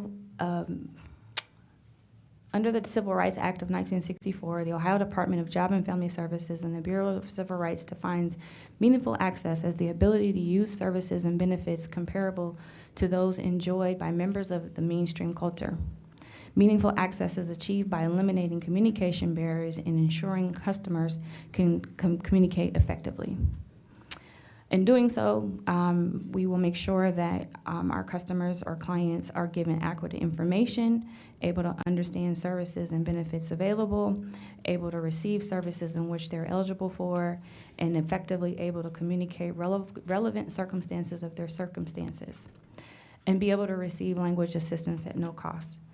This resolution authorizes a contract with Access to Interpreters, Asian American Community Services, and Us Together, not to exceed the dollar amount of $200,000 to provide interpretation services for the time period beginning March 31st of 2024 through March 30th of 2026. It includes 3 optional 1-year extension periods. This resolution supports goal number 10 of the Rise Together Franklin County Blueprint. And pending any questions, I respectfully request approval of this resolution. If there are no comments or questions, I'll move approval of Resolution 24524. Second. Moved and seconded, voting. Commissioner O'Grady? Yes. Commissioner Crawley? Yes. Commissioner Boyce? Yes. Resolution number 24524 has been adopted. Resolution number 24624. Resolution authorizing a contract with Mac Mattress Outlet for mattresses and bedding services in the amount of $125,000. Investing in quality mattress and bedding can lead to restful night's sleep, which is crucial for successful aging in place. Poor sleep quality worsens many issues that adults face as they age. According to the National Sleep Foundation, older adults sleeping anywhere from 6 to 9 hours have better conditions, mental and physical health, and quality of life compared to older adults with shorter or longer sleep durations. Mac Mattress will provide Franklin County Office on Aging with a range of mattresses, bedding items for seniors, caregivers, and kinship caregivers. These items include, of course, mattresses, foundations, platforms, bedding, and bedding accessories for our senior options clients, caregivers, and kinship programs. The available mattress and bedding sizes range from infant to queen, and additional bedding accessories such as mattress protectors, sheet sets, bed and bag sets, pillows will also be available through this contract. The Franklin County Office on Aging wishes to authorize a contract between Mac Mattress Outlet to provide mattress and bedding services to Franklin County Office on Aging, not to exceed the dollar amount of $125,000 for the time period of March 19th through March 19th of 2024 through March 18th of 2025, with 4 optional 1-year extension periods. This resolution supports goal number 10 of the Franklin County Rise Together Blueprint, and pending any questions, I respectfully request approval of this resolution. Commissioners? Please. Okay, good. Joy Bivens, Deputy County Administrator of Health and Human Services. Director Ringo, just really quick, are these mattresses to support the seniors and also those that are providing care and kinship Yes. services? So this contract would support, of course, seniors in need of bedding, but it would also support our grandparents and great-grandparents that are providing care for their non-biological children, as well as support our adult caregivers, oftentimes which are adult children taking care of parents or spouses taking care of one another. Anytime you're in a caregiving situation, it is also a financial strain. Right. And so the goal is to make sure that the caregiver is able to continue to provide care regardless of their financial situation. Right, and so do I need to be registered with Senior Options in order to obtain one of these mattresses? How do I find out about these mattresses if I'm in need? If you're in need, please give us a call at 525-6200. We will take it from there. Again, this contract supports 3 of our programs, or actually 4 of our programs: Adult Protective Services, Senior Options, our caregiver, and our kinship. Thank you. If there are no further comments or questions, I'll move approval of Resolution 24624. Second. Moved and seconded, voting. Commissioner O'Grady? Yes. Commissioner Crawley? Yes. Commissioner Boyce? Yes. Resolution number 24624 has been adopted. Thank you. Thank you. Next is our Office of Diversity, Equity, and Inclusion. Resolution number 22824. Resolution authorizing the county administrator to execute an agreement with the Columbus Chamber of Commerce to provide business assistance and guidance to immigrant and refugee residents in the amount of $250,000. Good morning, Commissioners and County Administration. D'Amica Withers, Chief Economic Equity and Inclusion Officer in the Office of Diversity, Equity, and Inclusion. The Columbus Chamber of Commerce, a nonprofit founded in 1884, is known to be the largest chamber in the Columbus region. Their mission is to drive prosperity and growth in the Columbus region business community through connections, resources, and advocacy. Their commitment to small businesses and diversity, equity, and inclusion are some of the driving forces that makes them a leader in business connections. The Columbus Chamber of Commerce recognizes the positive impact the immigrant community has on the Central Ohio's region's economy, and therefore created the new and emerging Citizens Business Connection. This program will help new and emerging citizens in the region's business community create, maintain, and expand their businesses while addressing the challenges and barriers this community encounters. Under this agreement, Columbus Chamber of Commerce will serve 120 immigrant and refugee residents in the new and emerging Citizens Business Connection. The program will offer workforce development to young adults ages 16 to 24 and adults business navigation, supplier connections, and supportive services. This resolution goals number 1 and number 3. We supports the goals number 1 and number 3 of the Rise Together Poverty Blueprint. And we have with us Don DePero, President, Kelly Fuller, Senior Vice President, and Desmond Bryant, Vice President of Government Relations, for any questions that you may have. If there are no comments or questions, or after that, I respectfully request your approval of this resolution. I'm not sure there's any questions, but since the guests are here, I don't know, do you want to add anything? DCA Bivens, do you have something that you want to? How do we find out if I'm a business that falls under this guidance? How do I find out about this? Good morning, everyone. So if you are interested in this program, we are going to be working with several organizations as well as the county to capture businesses that want to be a part of this. That's how we're going to work with the community and the business community with that we're targeting. Don, do you want to make some comments? I have a brief statement I'd love to please. make. President Boyce, Commissioner Crawley, and Commissioner O'Grady, it's wonderful to be with you. Our Columbus Chamber of Commerce is the town center of our Columbus region's business community. Within our ecosystem, businesses unite to eliminate barriers to prosperity, creating a thriving environment for enterprises across our Columbus region. Our Columbus Chamber currently offers 5 programs, with new and emerging being our 6th. This program will support new and emerging citizens throughout our community to achieve success and contribute to the substantial growth of our region's economy. Our program will serve up to 125 businesses throughout its inaugural year. Through this program, lead navigators will be hired directly from these communities to navigate participating businesses through the daily challenges they will encounter. The program will include 4 key components: workforce development, business navigation for new and emerging citizens, supplier connections for new and emerging citizens, and supportive services. And a special thank you to our Franklin County's D'Amica Withers with us, and our Chief Economic Equity and Inclusion Officer. Thank you. Again, as a small business owner myself, I would tell you all of those resources are beyond necessary and will be a great resource to so many businesses through Central Ohio. So thank you for this work and partnership. And Ms. Withers, thank you. You're doing a great job making sure our resources are stretched in the community as far as they can be to impact and create jobs. So thank you. Good work. You're welcome. Thank you. Thanks. All right, if there are no further comments or questions, I'll move approval of Resolution 22824. Second. Moved and seconded, voting. Commissioner O'Grady. Yes. Commissioner Crawley. Yes. Commissioner Boyce. Yes. Resolution number 22824 has been adopted. Resolution number 24724, resolution authorizing the county administrator to execute an agreement with the Willie and Vivian Gaddis Foundation to support the Jumpstart College Tour and Teen Socratic Circles in the amount of $142,000.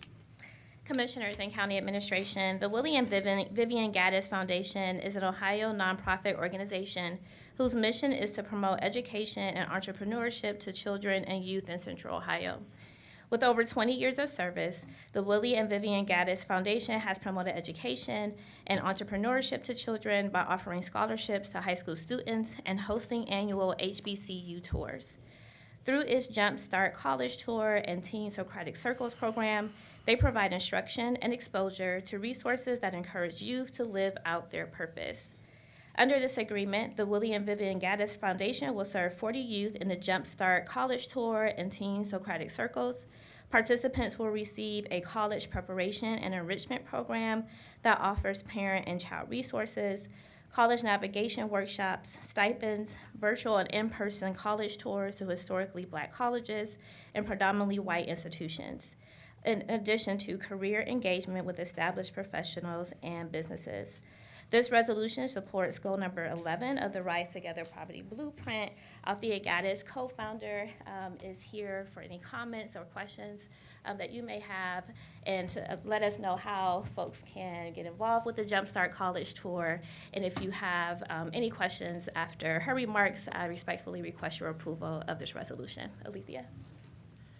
Good morning, County Commissioners, Good morning. administrators, and we are just really grateful for this opportunity to be here. As has already been stated, we have been offering this program for over 20 years. This is an opportunity to really expand what we have been doing, helping young people discover their purpose. I tell them, when you get off the bus, find a place that feels like home, and so many of the students have done that. I have 2 that I'm really proud of that are graduating this year, one from Tennessee State, another one from Tuskegee. The Tennessee State alum will be going to Columbia University, and my Tuskegee alum will be going, graduating with her degree in nursing from Tuskegee. And both of those students never knew of those campuses until we took them. And I have a slew of examples that I can give you of students who have benefited from our program, parents that I really have taken parents and their kids now. It's telling me how old I am. But their parents had a phenomenal experience. They want their children to have the same. And so we're just really excited to be here and appreciate your support. Anyone interested in our program can visit our website at gaddisforkids.org. That's GADDIS, the numeric number 4, kids, KIDS.org. We are also on Facebook. And we just look forward to any questions that you may have to support this endeavor.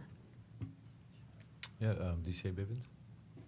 Just really quick, Commissioners, I just want you to know, Ms. Gaddis, I know she talked about the years she's been doing this, but I also want to highlight the fact that this has been a labor of love for this community gym. She's resourced this with her own resources for years. She's, walked around the community and asked folks to come on those tours. I have never gone because my patience is there, but I will donate some cookies sometime or whatever. But she has carried this on just in faith without any dollars to support in just these young people who many times have never been on a college campus. And now we're seeing the fruit of them graduating. So I just wanted you to know that about Ms. Gaddis. Thank you. Commissioner Crawley, did you want to add If something? I may, He's got that look, like he was ready to add something. He's got that look like he's ready to add something. so. I am ready to go. Thank you so much for this. As DCA Bivens said, I know that it is a labor of love. I will honestly say I grew up in Youngstown, Ohio, born and raised there, and I wish I would have had this type of resource for myself. My mother didn't have the time or the means to take me on college visits. I did not know all about HBCUs, except that my aunt went to Wilberforce and then left. But having exposure makes a difference. And I had not been on a college campus, but for my friend, her parents taking her, and I was at Ohio State. That was the only college campus I had ever visited. And so, I know what this probably could have done for me to have this type of resource, so I know how impactful it is, as you just provided testimony to for our youth. So thank you. Happy to support this resolution and all that you continue to do for our youth. Thank you. Did you want to add something, Commissioner? No, that's okay. Yeah, I'll just add too, and I'm glad Commissioner Crawley raised that. I was born and raised here, and I was first generation college. And I remember the very first college campus I stepped on. It was overwhelming. And I was being recruited as a student athlete, and there were so many parts and pieces of it that because even my mom hadn't really been on a college campus, that we just couldn't navigate. We didn't know, we didn't have the resources to support us in thinking it through, or even exploring what was out there. It was kind of, like for me at the time, it was whatever college was recruiting me athletically. Right. But I didn't stop to think about, like you said, when you step off the bus, what feels like home and what feels like a place. And that's huge for an 18-year-old Yes. or a 17-year-old Yes. who is going to be let loose to the world in a state or city far away from where they grew up. Right. And it can really be overwhelming and can be catastrophic if you don't have a support system around you. And so I think what you're doing is far understated in terms of giving those kids an opportunity to explore life and take on challenges, because it'll happen in the next layer of life too for them. You talked about someone going to nursing school, someone going to Columbia, and that's evidence of the experience that you have shared with them. I was first generation I Know I Can student, and I was in the very first class of I Know I Can for Central Ohio, and that's about the support system that I had. And back then it was so new that they weren't quite sure what to do, but they were very helpful, very helpful. And so today my kids have both gone through I Know I Can and been I Know I Can grant recipients. And so I'm telling you, what you're doing is a bridgeway to a lot of life-saving, and that may sound dramatic, but it's not. It's a life-saving and trajectory that you're providing for young people that they may not otherwise have. And so Godspeed to you in your work and endeavor. much. I've not been on one of the trips. I probably have even less patience than DCA Bivens. So I'll leave it up to the pros like you to do. You can come and be a chaperone. Yeah, I'm going to say, I would say I defer that to our administrators here. So, but thank you. Commissioner O'Grady, you want to add something? It's got to be overwhelming, so. So thank you. If there are no further comments or questions, I will gladly move approval of Resolution 24724. Second. Moved and seconded, voting. Commissioner O'Grady. Yes. Commissioner Crawley. Yes. Commissioner Boyce. Yes. Resolution number 24724 has been adopted. Resolution number 24824, Resolution authorizing the county administrator to execute an agreement with the Masters Preparatory Academy for support of the Ubuntu Leadership Institute in the amount of $153,000. Commissioners and County Administration, the Ubuntu Leadership Institute is an intensive multi-week educational leadership and workforce development program established through a partnership between the Masters Preparatory Academy, the Todd Bell National Resource Center on the African American Male College of Engineering, Knowlton School, Max M. Fisher College of Business, and the College Education and Human Ecology at OSU. The Masters Preparatory Academy, whose mission is to engage adolescent African American males to ensure they do not become adult men who lack skills, directional guidance, and basic knowledge of how to become contributors to society, recognizes that many young African American men may lack skills, motivation, and determination and are unprepared to meet the basic expectations of today's workforce. Thus, has partnered to create ULI to provide students and their families with the opportunity to focus on student development. Under this agreement, the Masters Preparatory Academy will engage 80 African American young men in grades 9 through 12 in a year-long program that will enhance their leadership skills, character development, problem solving, critical thinking, and service to others. The youth will experience a residential summer institute as well as participate in job shadowing.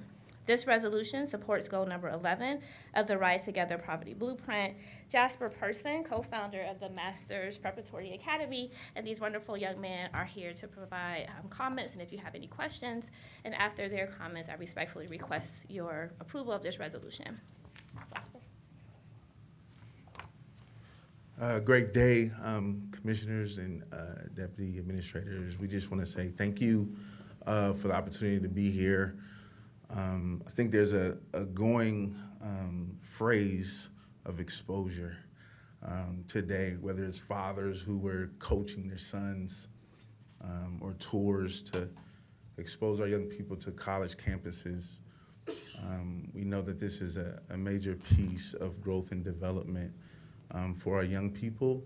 And so the work that we do during the Institute on Ohio State's campus, for them to stay there, residential, to be exposed to college courses, professors and students alike, is a game changer for most of our young men. And we also want to say thank you to you all. There's opportunities for our previous students who've gone through our institute, very much like those that were mentioned, have gone on to college. We even have a few who are doing interns with the county in your engineering department as well. So just want to say thank you for the work that is happening, and I'm just going to open it up for our young men to speak, if that's okay. Very great. Gary. First, I want to say thank you to the County Board of Commissioners for having us, giving us the opportunity to come up here and just talk to y'all about the program. My name is Rashard Hudson. I'm 15 years old. I go to Columbus Afro-Central Early College. I'm a sophomore. This program has just helped me, like, more than just physically and mentally, but like emotionally as well. You know, coming into the program, they taught me a lot about being open and sharing my emotions, and, you know, just like being able to be vulnerable, you know, to men of color like myself, and just all around be a better man. It's helped me with a lot of things like marketing and just sharing, getting out, reaching out, you know, to help build like programs like this and just get my name out there. It's helped me with a lot of academic and athletic aspects as well. And I just think it'd be a great opportunity for other men like me to just come and be a part of the program. Thank you. Good morning, County Board of Commissioners. Thank you for the opportunity for this morning. My name is Emmanuel Suare. I'm a senior at Westfield South High School, and this will be my 4th year with the Ubuntu Leadership Institute, and I just think that it's a great opportunity for young men to have, because if it wasn't for this institute, I wouldn't be the person I am today. You know, with the confidence, the swagger, all of that, you know. But I just want to thank Coach Jasper and all the people at the Ubuntu Leadership Institute for the growth that they've just cultivated, all the young men that I've seen go through there, especially my little brother that goes there now as well too with me. He's become a man that I want to see like every day. He's becoming a better person every single day just because of the values that we have at that institute. So I just want to thank you guys. I love it. Love to hear it. Good morning. My name is Dejan Cox. I'm a student at The Ohio State University. I had the pleasure and honor to be able to serve as a mentor with the program. Both of these young men were a part of my tribe. Like you said, we were just thankful for the opportunity to be here today and just to be able to be a part of that program. It's changing lives, and we appreciate you guys.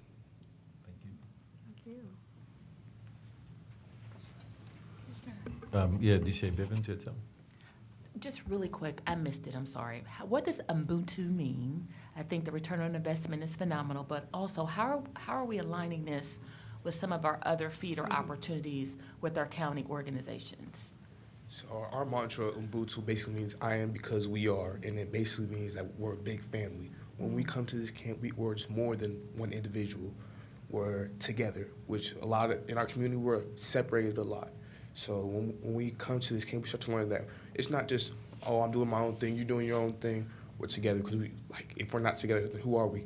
We're stronger together than alone. So. Thank you, young sir. Thank You you. stepped right up with your full chest and told me. DCA Bivens, we will be sharing the information for the Ubuntu leadership with our men's unit and our other programs that we support in the community for our African American males. Yeah, DCA Bivens, maybe there's a way to include them in our conference that we're going to do this summer, so that might be a way to, let's think about that.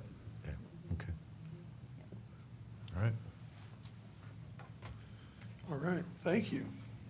If there are no further comments or questions, I will move approval of Resolution 24824. Second. Moved and seconded, voting. Commissioner O'Grady? Yes. Commissioner Crawley? Yes. Commissioner Boyce? Yes. Resolution number 24824 has been adopted. Thank you, Commissioners and County Administration. Thank you. Res- Thank you.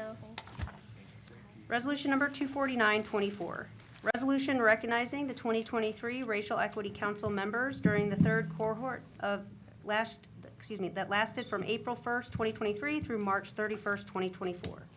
Good morning, Commissioners and County Administration. Perla Martinez, she, her pronouns, DEI Administrator for the Office of Diversity, Equity, and Inclusion. Formed by representatives from several agencies across the Board of Commissioners who meet monthly and in person, the Racial Equity Council was created to serve as an advisory board to assist in identifying areas in which Board of Commissioner agencies lead initiatives, activities, programs, and services through a diversity, equity, and inclusion lens as it relates to policies and practices. The council served the term from April 1st, 2023 to March 31st, 2024, and during that time, council members were able to participate in informing feedback and trainings to provide feedback to our organization on whether these trainings will be suitable for our work culture. They were also able to expand upon equity plan questions, which supported the creation of agency equity plans across the Board of Commissioner agencies. They have participated in many National Diversity Council trainings as complimentary attendees, volunteered in several community events we have supported, as well as in our first DI conference. And a few of them had the opportunity to attend our most recent civil rights tour to Mississippi and Tennessee, all with the effort and knowledge to take back to their agencies and help support our goals to keep ingraining DEI into our DNA. Last year, the county administrator tasked the upcoming rec cohort with completing a community service project. I am proud to say today that we not only participated in one, but two community service projects with the Franklin County Sheriff's Office and the Office on Aging. The Office of Diversity, Equity, and Inclusion would like to thank the commissioners and county administration for their continued support. We would also like to thank our community service project partners, the Franklin County Sheriff's Office and the Office on Aging, for giving us the opportunity to participate in service to our residents. We look forward to continue engagement with our Racial Equity Council alumni. And I would like to thank personally to the members who are present here today and the ones who are online or couldn't be with us today for their dedication and participation to make the Racial Equity Council what it is today. I have with us, I respectfully request your approval of this resolution if there are no comments or questions. And I also have Michael Williams, a Family Stabilization Specialist with the Family Stabilization Unit, to give some comments about his time during his service in the Racial Equity Council. Good morning, everybody. I'm a little nervous, but we can ignore that. I want to thank our Board of Commissioners personally for actually allowing us to have this Racial Equity Council. I want to thank County Administrator Ken Wilson, as well as our Deputy County Administrator Joy Bibbins and Chris Long.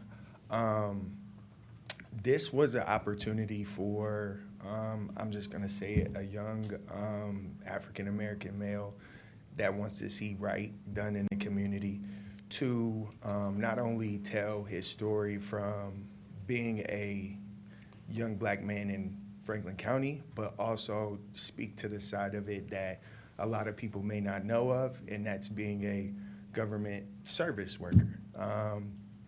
Like our lovely county commissioner says, she told me one time, she called me a change agent. I had to look that up to figure out what that was. But yeah, so once I figured it out, I was like, oh, this is who I am. But yeah, it gave you an opportunity to see both sides. The Racial Equity Council was a conglomerate of multitude of different departments, different agencies.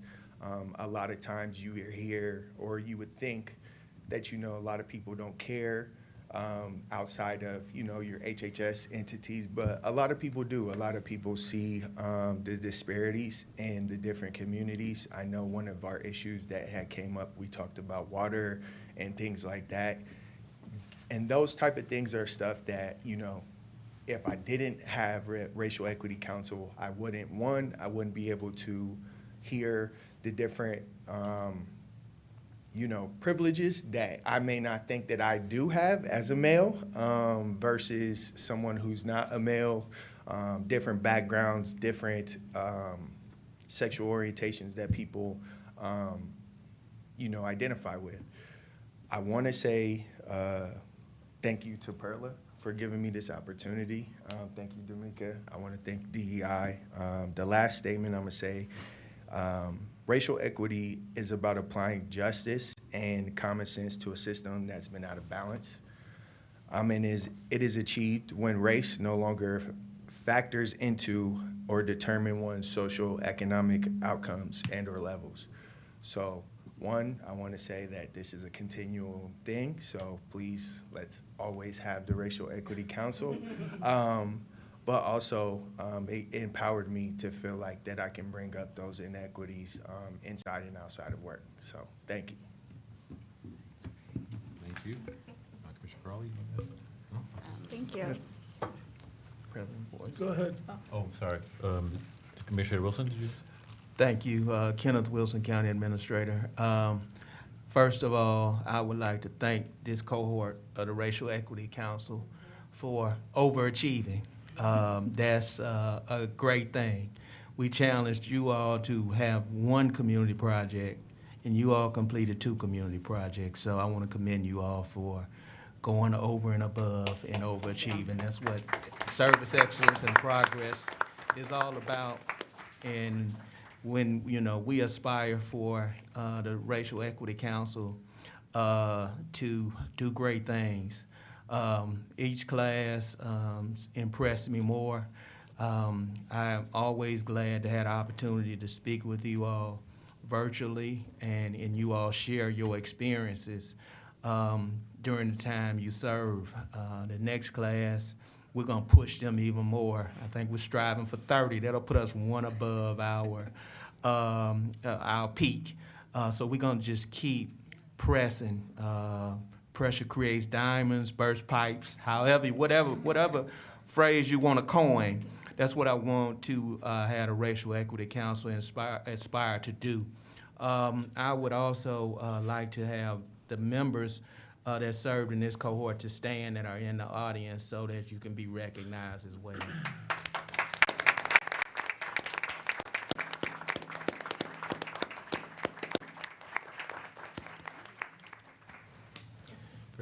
Thank you all for your contribution for infusion in our DNA. Thank you, President Boyce. Well said, absolutely well said. Commissioners, do you mind taking a picture with the members of the Racial Equity Council Sure. after we're done? Or do we need to move for Either. adoption first? All right. If there are no further comments or questions, I'll move approval of Resolution 249-24. Second. Moved and seconded, voting. Commissioner O'Grady. Yes. Commissioner Crawley. Yes. Commissioner Boyce. Yes. Resolution number 249-24 has been adopted. I'm gonna ask all the members of the council to come up. Yep.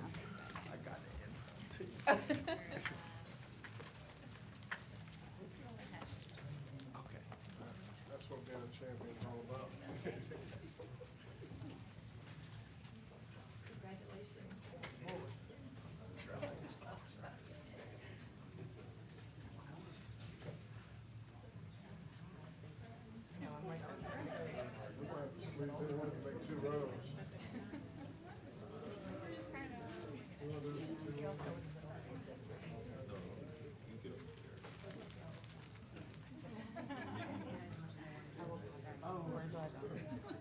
You got wide angle?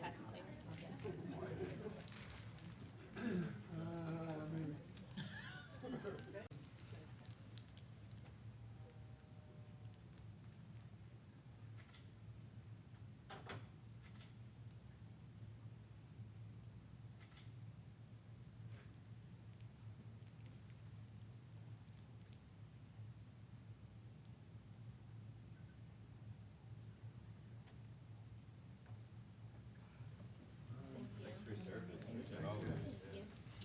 Thanks, everybody.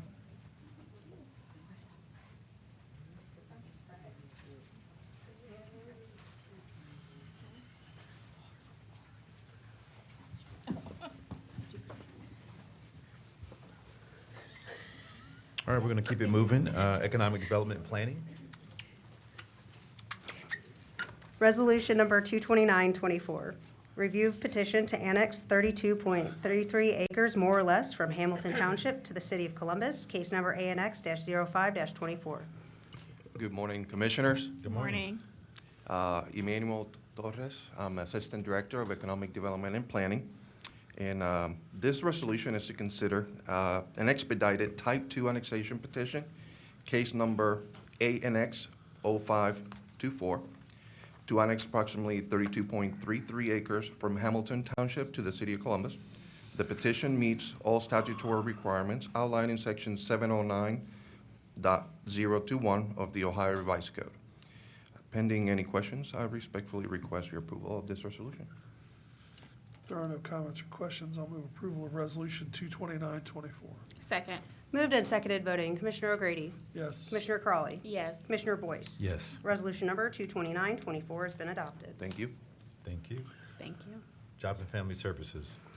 Resolution number 25024, resolution authorizing supplemental appropriations for social services contracts. Good morning, Commissioners and County Administration. Carmen Barnes, Assistant Director, Job and Family Services. We are respectfully requesting an adjustment to our 2024 budget appropriations. This request is to support for an array of community contracts and programs for calendar year 2024. This includes $7,462,562 for various projects and programs utilizing American Rescue Plan Act funding, which have anticipated expenses exceeding what we had originally budgeted for in the calendar year 2024. Also, $4,694,438 for TANF-related programs that were anticipated to be spent and received in 2023, but have carried over to 2024. And $343,000 to utilize community project funding, congressional directed spending that we did not anticipate receiving when we budgeted for 2024. We consulted with Office of Management and Budget throughout the request process and have sufficient resources to support these additional appropriations. In the case of TANF funds, this is just funding from our annual allocation from the state that is carrying over and will go toward our various TANF-funded programs. The congressional directed spending is earmarked funding to expand the Building Futures program, while the supplemental ARPA funds will support programming such as Franklin County RISE and the Tech Women of Color program. Deputy Director Lauren Stahl has joined us virtually to answer any questions that you may have. Pending any questions, I ask for approval of this resolution.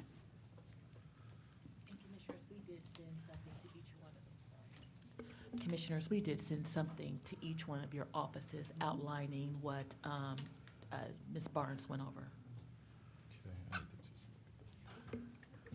If There are no further comments or questions. I'll move approval of Resolution 250-24. Second. Moved and seconded, voting. Commissioner O'Grady? Yes. Commissioner Crawley? Yes. Commissioner Boyce? Yes. Resolution number 250-24 has been adopted. Resolution number 251-24, resolution approving a subaward agreement with the National Center for Urban Solutions for the Franklin County Broadband Futures Program in the amount of $549,263. As the information technology sector continues to grow in Franklin County and Central Ohio, we are committed to developing the workforce to meet the rising demand.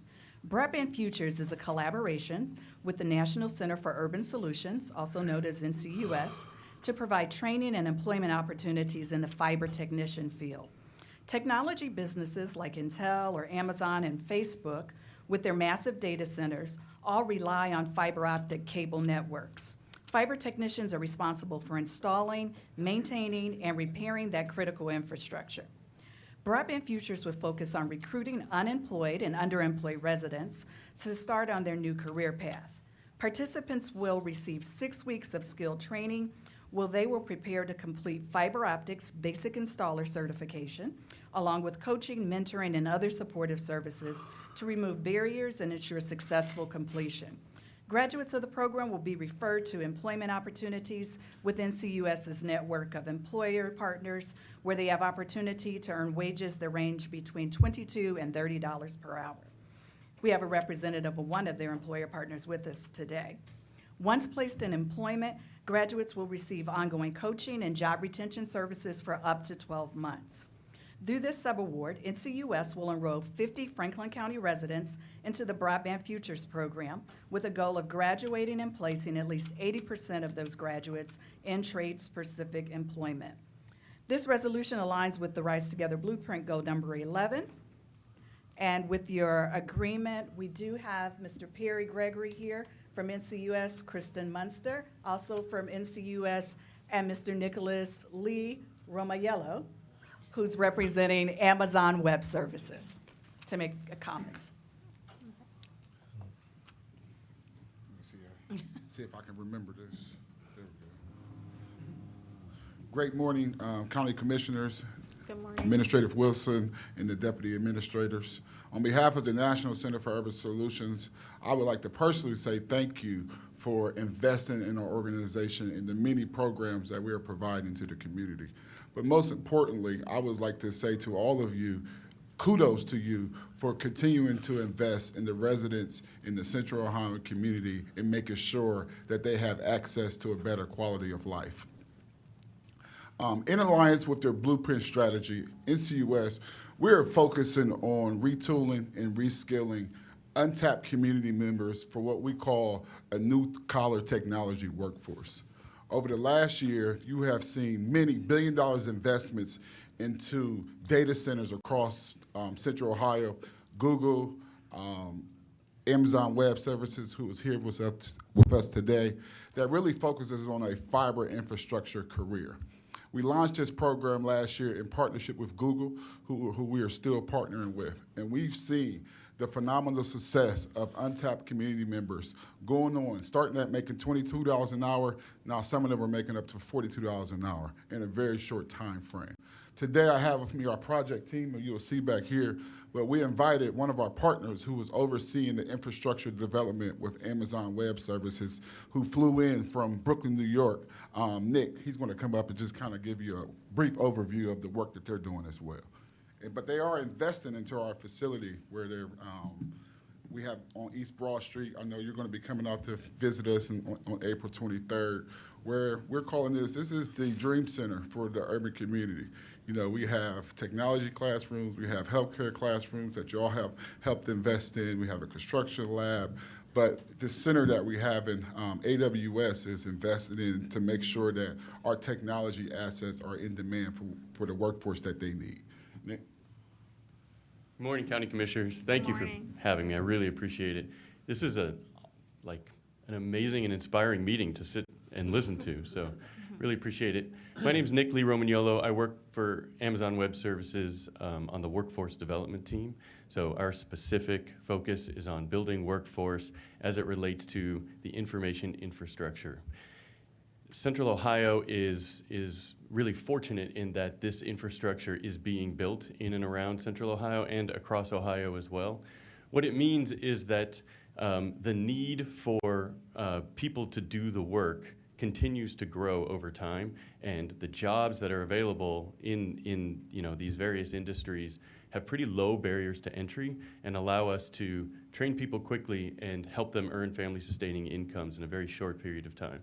So a quick run of the numbers just for AWS, and it's important to remember that this is an entire industry, but obviously I'm here representing AWS. My focus for 18 years was on public education. I taught, was the principal of a high school, most recently in charge of teaching and learning curriculum and instruction in Newark, New Jersey's public schools. So that's always been my focus, my expertise, and the work that I've done. It's really sort of an honor to be here to speak in collaboration with NCUS. We have invested, AWS has an announced investment of $6.3 billion across Ohio since 2015. But the estimated investment that's been announced is $7.8 billion. So you can imagine the continued expansion just from one organization. And what we don't often hear when we hear those numbers is how many people it takes to do that work. And so it's a real opportunity for all of us to invest. Our job, my job at AWS, is not to build programs for AWS alone. That's actually a very small sliver of the available jobs that become available when this infrastructure has to be built. It's actually the entire sort of network of vendors, of contractors, of subcontractors. If you imagine electrical contractors and mechanical contractors and fiber contractors and all the people it takes and local businesses it takes to do this build, that's who AWS has to invest in for the workforce in order for this, and really any other company, to be able to build the infrastructure. So we're here, our goal is to invest in local programs, local organizations that are already doing the work to help them grow, to expand, to update their programs, because we think that's the best and most sustainable way of making these programs happen and continuing them over a long period of time. The beauty of NCUS, and then I'll stop talking, I promise, is that they bring diversity into these industries in ways that other organizations across Central Ohio just don't have the access or expertise to make happen effectively. They've already shown results in fiber. Our goal is to help them bring more hyperscale data center fiber optic skills to the community, which is a totally different level of skill from people who bring the fiber to your home. That may include one fiber that comes to your home. At a data center, it's near 7,000 fibers going through in some cases. So it's a different level of skill and a different level of expertise. So we want to make sure that NCUS and others have the ability to teach that to the community. People can go get those family-sustaining incomes and work for the local businesses that are doing the work. So thank you. Good morning. My name is Kristen Munster. I'm the VP of NCUS Tech. And Perry and Nick shared a lot of stats already, but I just really wanted to take this time to thank you for allowing us this opportunity and entrusting us to continue to serve the residents of Franklin County. I also want to say thank you to my incredible team that you see behind me, who shows up every day and works with the clients. When you hear grassroots, that is exactly what we do. If students don't show up, whether they're 18 or 42, we're going to their homes, we're figuring out what barriers are needed to make them successful.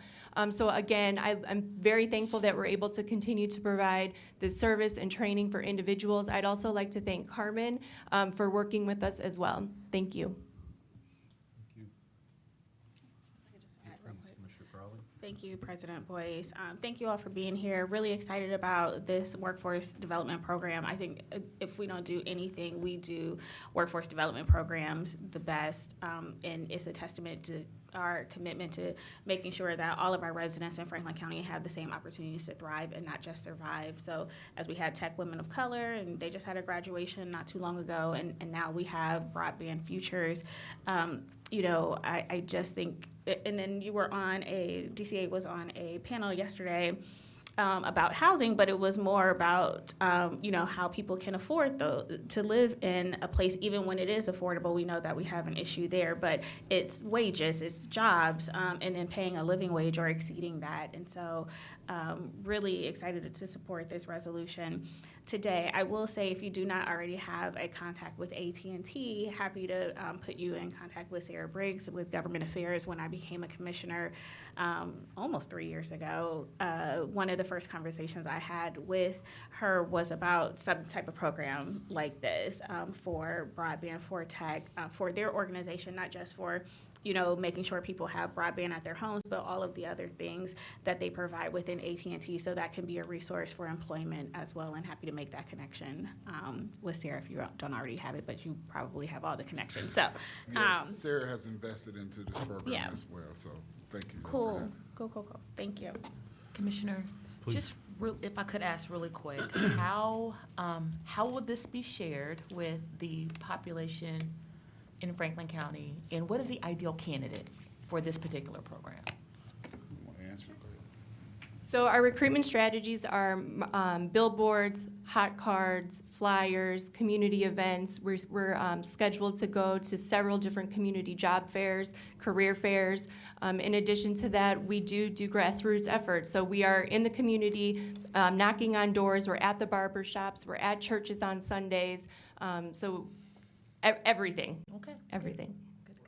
And then the ideal candidate is anybody 18 and up who has the drive, ambition to really trust us to upskill and retool them. Individuals can come visit us at 899 East Broad Street.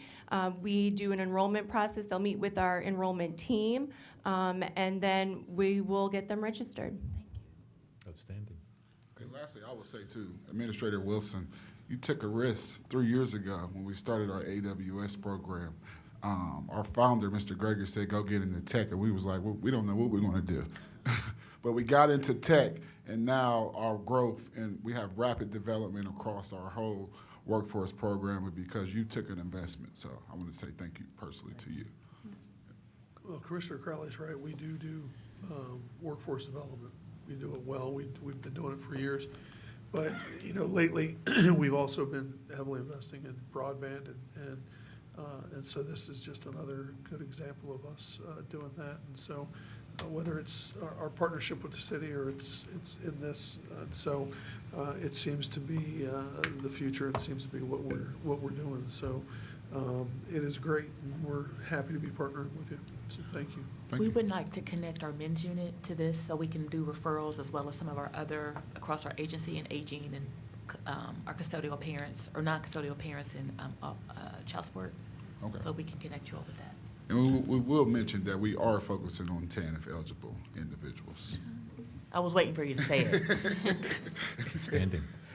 Good. President Boyce, I know it's been a long morning, but I would like to comment that this is great to see seeds be planted and see that a program like this would flourish from its very beginnings. With that very first contract, we started with a pilot. And I like pilots because pilots give you the opportunity to be innovative and test out concepts and see whether they grow or not. And Franklin County has been blessed that many of our pilots have in fact grown, and as Mr. Crawley say, it has allowed us to excel in the workforce development area. And then a good job can equal housing, and hopefully we're going to be able to have similar success as we continue our quest in a sustainable housing arena as well. So all of these pieces go together along with health equity. So it is great to see this. This is what digital equity looks like in many ways, and we put a lot of emphasis on digital equity, and that means not only having access in your home, but being a part of the whole ecosystem as far as digital equity is concerned. So thank you all for the work you're doing in it today and tomorrow. Thank you, President Boyce. Yeah, absolutely. Thank you. All right. I'll move, if there are no further comments or questions, I'll move approval of Resolution 251-24. Second. Moved and seconded, voting. Commissioner O'Grady? Yes. Commissioner Crawley? Yes. Commissioner Boyce? Yes. Resolution number 251-24 has been adopted. Thanks, guys. Thank you. Resolution number 252-24, resolution approving a subaward amendment with Community Refugee and Immigration Services for refugee employability services in the amount of $465,273.70. Job and Family Services receives refugee social service grant funding through the Ohio Department of Job and Family Services. This funding is intended to help eligible, newly arrived refugees across the Central Ohio region address challenges and barriers to employment, such as language, education, and work skills. The ultimate goal is to help move these individuals and families who have been impacted by trauma and violence into employment as soon as possible. We're in the second year of a 3-year RSS grant cycle. This amendment will permit one of our RSS collaborative partners, Community Refugee and Immigration Services, also known as CRIS, to continue to serve un- and underemployed refugees. To date, CRIS has already exceeded its goal and is currently serving 195 eligible refugee families in the employability programming. This amendment will allow CRIS to serve an additional 100 new American residents through the end of the original program period, which is June 30th of 2024. This resolution supports goal number 4 of the Rise Together Blueprint, and pending any questions, we request your approval of this resolution. If there are no comments or questions, I'll move approval of Resolution 252-24. Second. Moved and seconded voting. Commissioner O'Grady? Yes. Commissioner Crawley? Yes. Commissioner Boyce? Yes. Resolution number 252-24 has been adopted. Resolution number 253-24, resolution approving a subaward agreement with Ethiopian Tewahedo Social Services for family and school engagement services in the amount of $80,000. Through the use of bilingual liaisons, ETSS will continue to provide outreach services to the English language learner families who have students experiencing challenges in the classroom. And these challenges could range from language skills or digital literacy to attendance and other concerns identified by school personnel. The program liaisons will work with parents and guardians to offer translation assistance and practical guidance for navigating the school system, from effectively communicating with teachers and school staff to addressing and resolving any concerns. Liaisons will also work in collaboration with the school administration to engage parents and guardians of students who are not attending school and cannot connect and help them connect with community resources to enhance academic outcomes. Over the first year of this program, ETSS served over 400 ELL families in the Whitehall City School District. They are looking to expand their outreach to an estimated 1,000 families over this new contract period. This agreement aligns with the Rise Together Blueprint Goal number 11, and pending any questions, I ask for your approval of this resolution.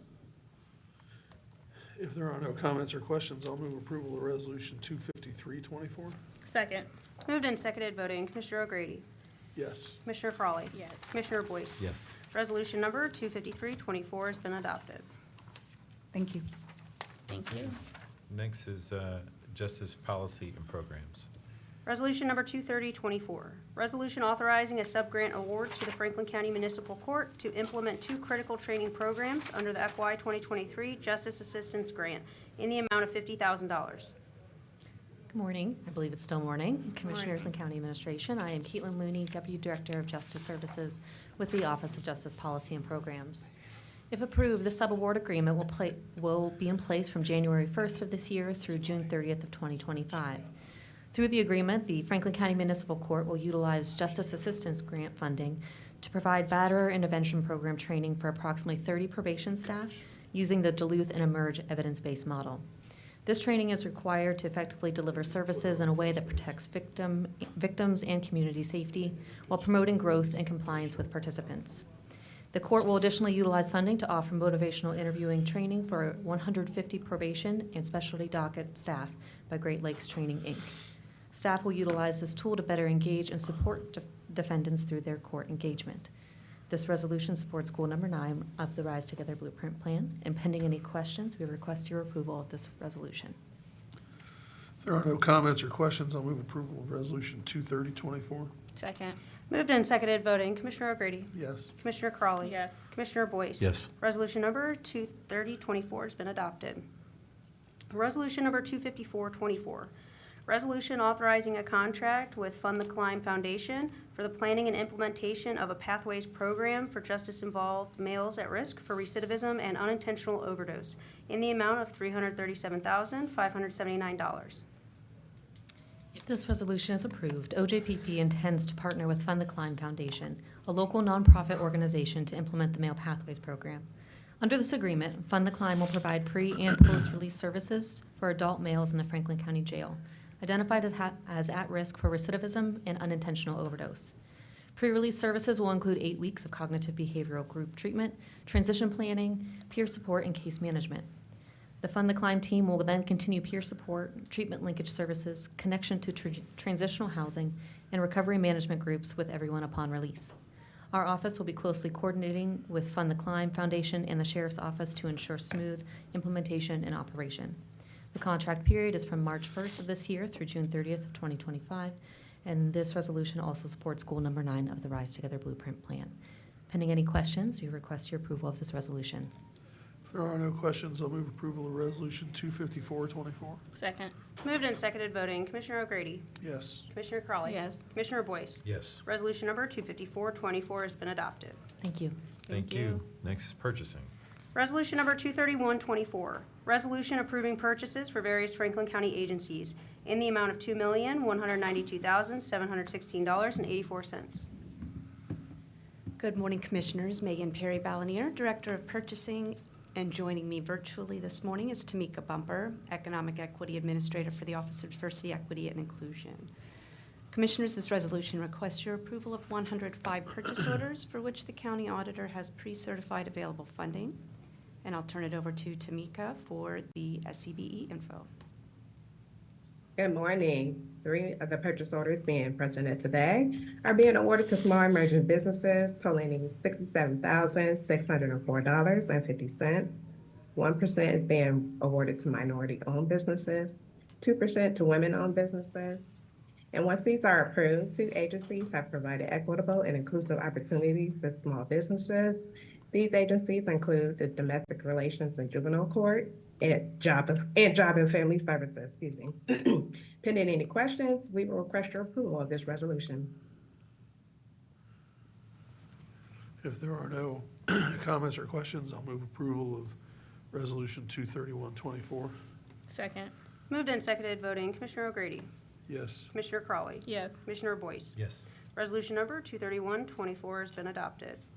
Resolution number 255-24, resolution authorizing contracts with 2 paper vendors for use by any Franklin County agency, court, board, or commission in the amount of $500,000. Commissioners, this resolution requests your approval of 2 contracts, one for the Millcraft Paper Company and one for Sterling Paper Company doing business as Sterling Distribution. These contracts were negotiated with vendors following a competitive RFP process and would allow for the procurement of paper products and supplies for the county print shop, as well as other county agencies, boards, courts, and commissions. The term of the contract is 3 years with a not-to-exceed amount of $500,000 for this initial term, and there are 2 optional 1-year extension periods available. Pending any questions, I request your approval of this resolution. If there are no comments or questions, I will move approval of Resolution 255-24. Second. Moved and seconded voting, Commissioner O'Grady. Yes. Commissioner Crawley. Yes. Commissioner Boyce. Yes. Resolution number 255-24 has been adopted. Resolution number 256-24, resolution approving purchases for various Franklin County agencies in the amount of $4,749,900.94. Commissioners, this resolution requests your approval of 109 purchase orders. The auditor has pre-certified available funding for these POs, and I'll turn it over to Tamika once more. 3 of the purchase orders being presented are being awarded to small emerging businesses totaling $16,866.70. 1% is going to small businesses and 2% to women-owned businesses. Once these are approved, 3 agencies have provided equitable and inclusive opportunities. These agencies include Prosecutor's Office, Public Facilities Management, and Sheriff's Office. Pending any questions, we request your approval of this resolution. If there are no comments or questions, I'll move approval of Resolution 256-24. Second. Moved and seconded voting, Commissioner O'Grady. Yes. Commissioner Crawley. Yes. Commissioner Boyce. Yes. Resolution number 256-24 has been adopted. Thank you, Commissioners. Thank you. Board of Commissioners. Resolution number 233-24, resolution appointing Engineer Bradley W. Foster, P.E., P.S., to the Franklin County Transportation Improvement District Board of Trustees. Good morning, morning, Commissioners. Lauren Gressel, Assistant Director of Community Appointments. This is appointing Engineer Foster in his official capacity to fill the unexpired term of Cornell Robertson, and pending any questions, we'll ask for your approval.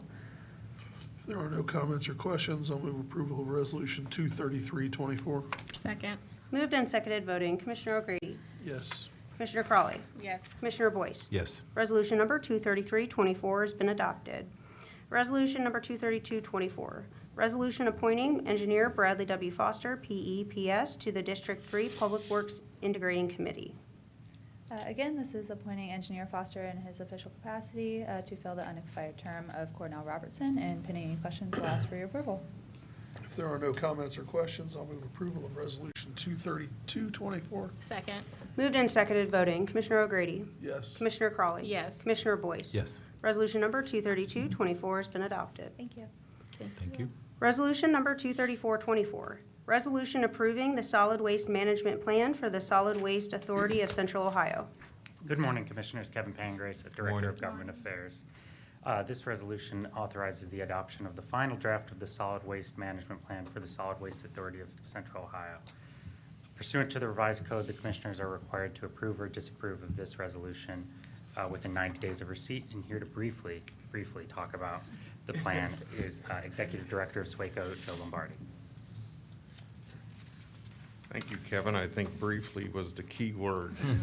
Commissioners, good morning or near afternoon, and county leadership.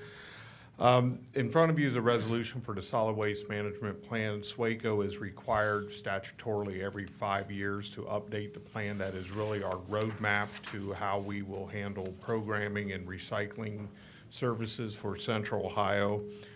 We do require 60% approval from all of our 41 communities. There is no fee increase included with this plan. We still will be using the $5 generation fee per ton that we've been using for a long time to fund any programs that are in here. We will continue to do our programs that we do, and we'll also start looking at business recycling. And with all the young people here today, education of our youngest people, because they, as you said earlier, they are the future of our community, and they have a way to be great ambassadors to us older folks on how to recycle and how to do the right thing. So pending any questions, I respect your approval of this. Thank you. Well, you sure wasn't speaking any garbage. I've been known to talk trash. Man, that wasn't even, come on, guys, it wasn't even worth laughing at. That's the point. That's what makes it so funny. Because it's so Worth stupid. laughing. Joe and I played high school football together. Joe, do you remember that cheap shot you took at me when we were in high school? All right, so come up to the microphone and we're gonna be here a while. I got a lot of questions. I'm gonna get back at you in this public meeting. Perfect. I'll see if For I all can those- answer. for If all- not, I for brought that cheap Scott shot you Perry took with at me. me 40 years ago. I'm gonna grill you in this public meeting now for the next half an hour over that cheap shot you took at me when we were in high school. No, kidding. Joe didn't. What was the cheap shot? He didn't take any cheap shot. Joe was a gentleman. I was a the gentleman. football I'm shocked. field. I'm a gentleman. No, Joe was a gentleman on the football field. I'm kidding. Anyway, if there are no further no further Discussion. actual decent comments or questions, other than that terrible joke that Commissioner Boyce told, I will move approval of Resolution 234-24. Second. Moved and seconded voting, Commissioner O'Grady, Yes. Commissioner Crawley. Yes. Commissioner Boyce. Yes. Resolution number 234-24 has been adopted. Thank you. Good to see you. Are there any journalizations? I have one. The 2024 committee assignments for the Board of Commissioners have been made. The noted assignments will be filed with today's meeting minutes for the record and be distributed to our internal and external partners who may be impacted by these selections. You know, we did the state champions today. Joe played on the state championship football team. Oh, wow. Happy Tuesday. 40 years ago, you old man, you. Now we out. No, Thursday. Thursday. Okay, great. All right, if there are no comments or questions from the media, nope, that concludes our meeting. Thank you.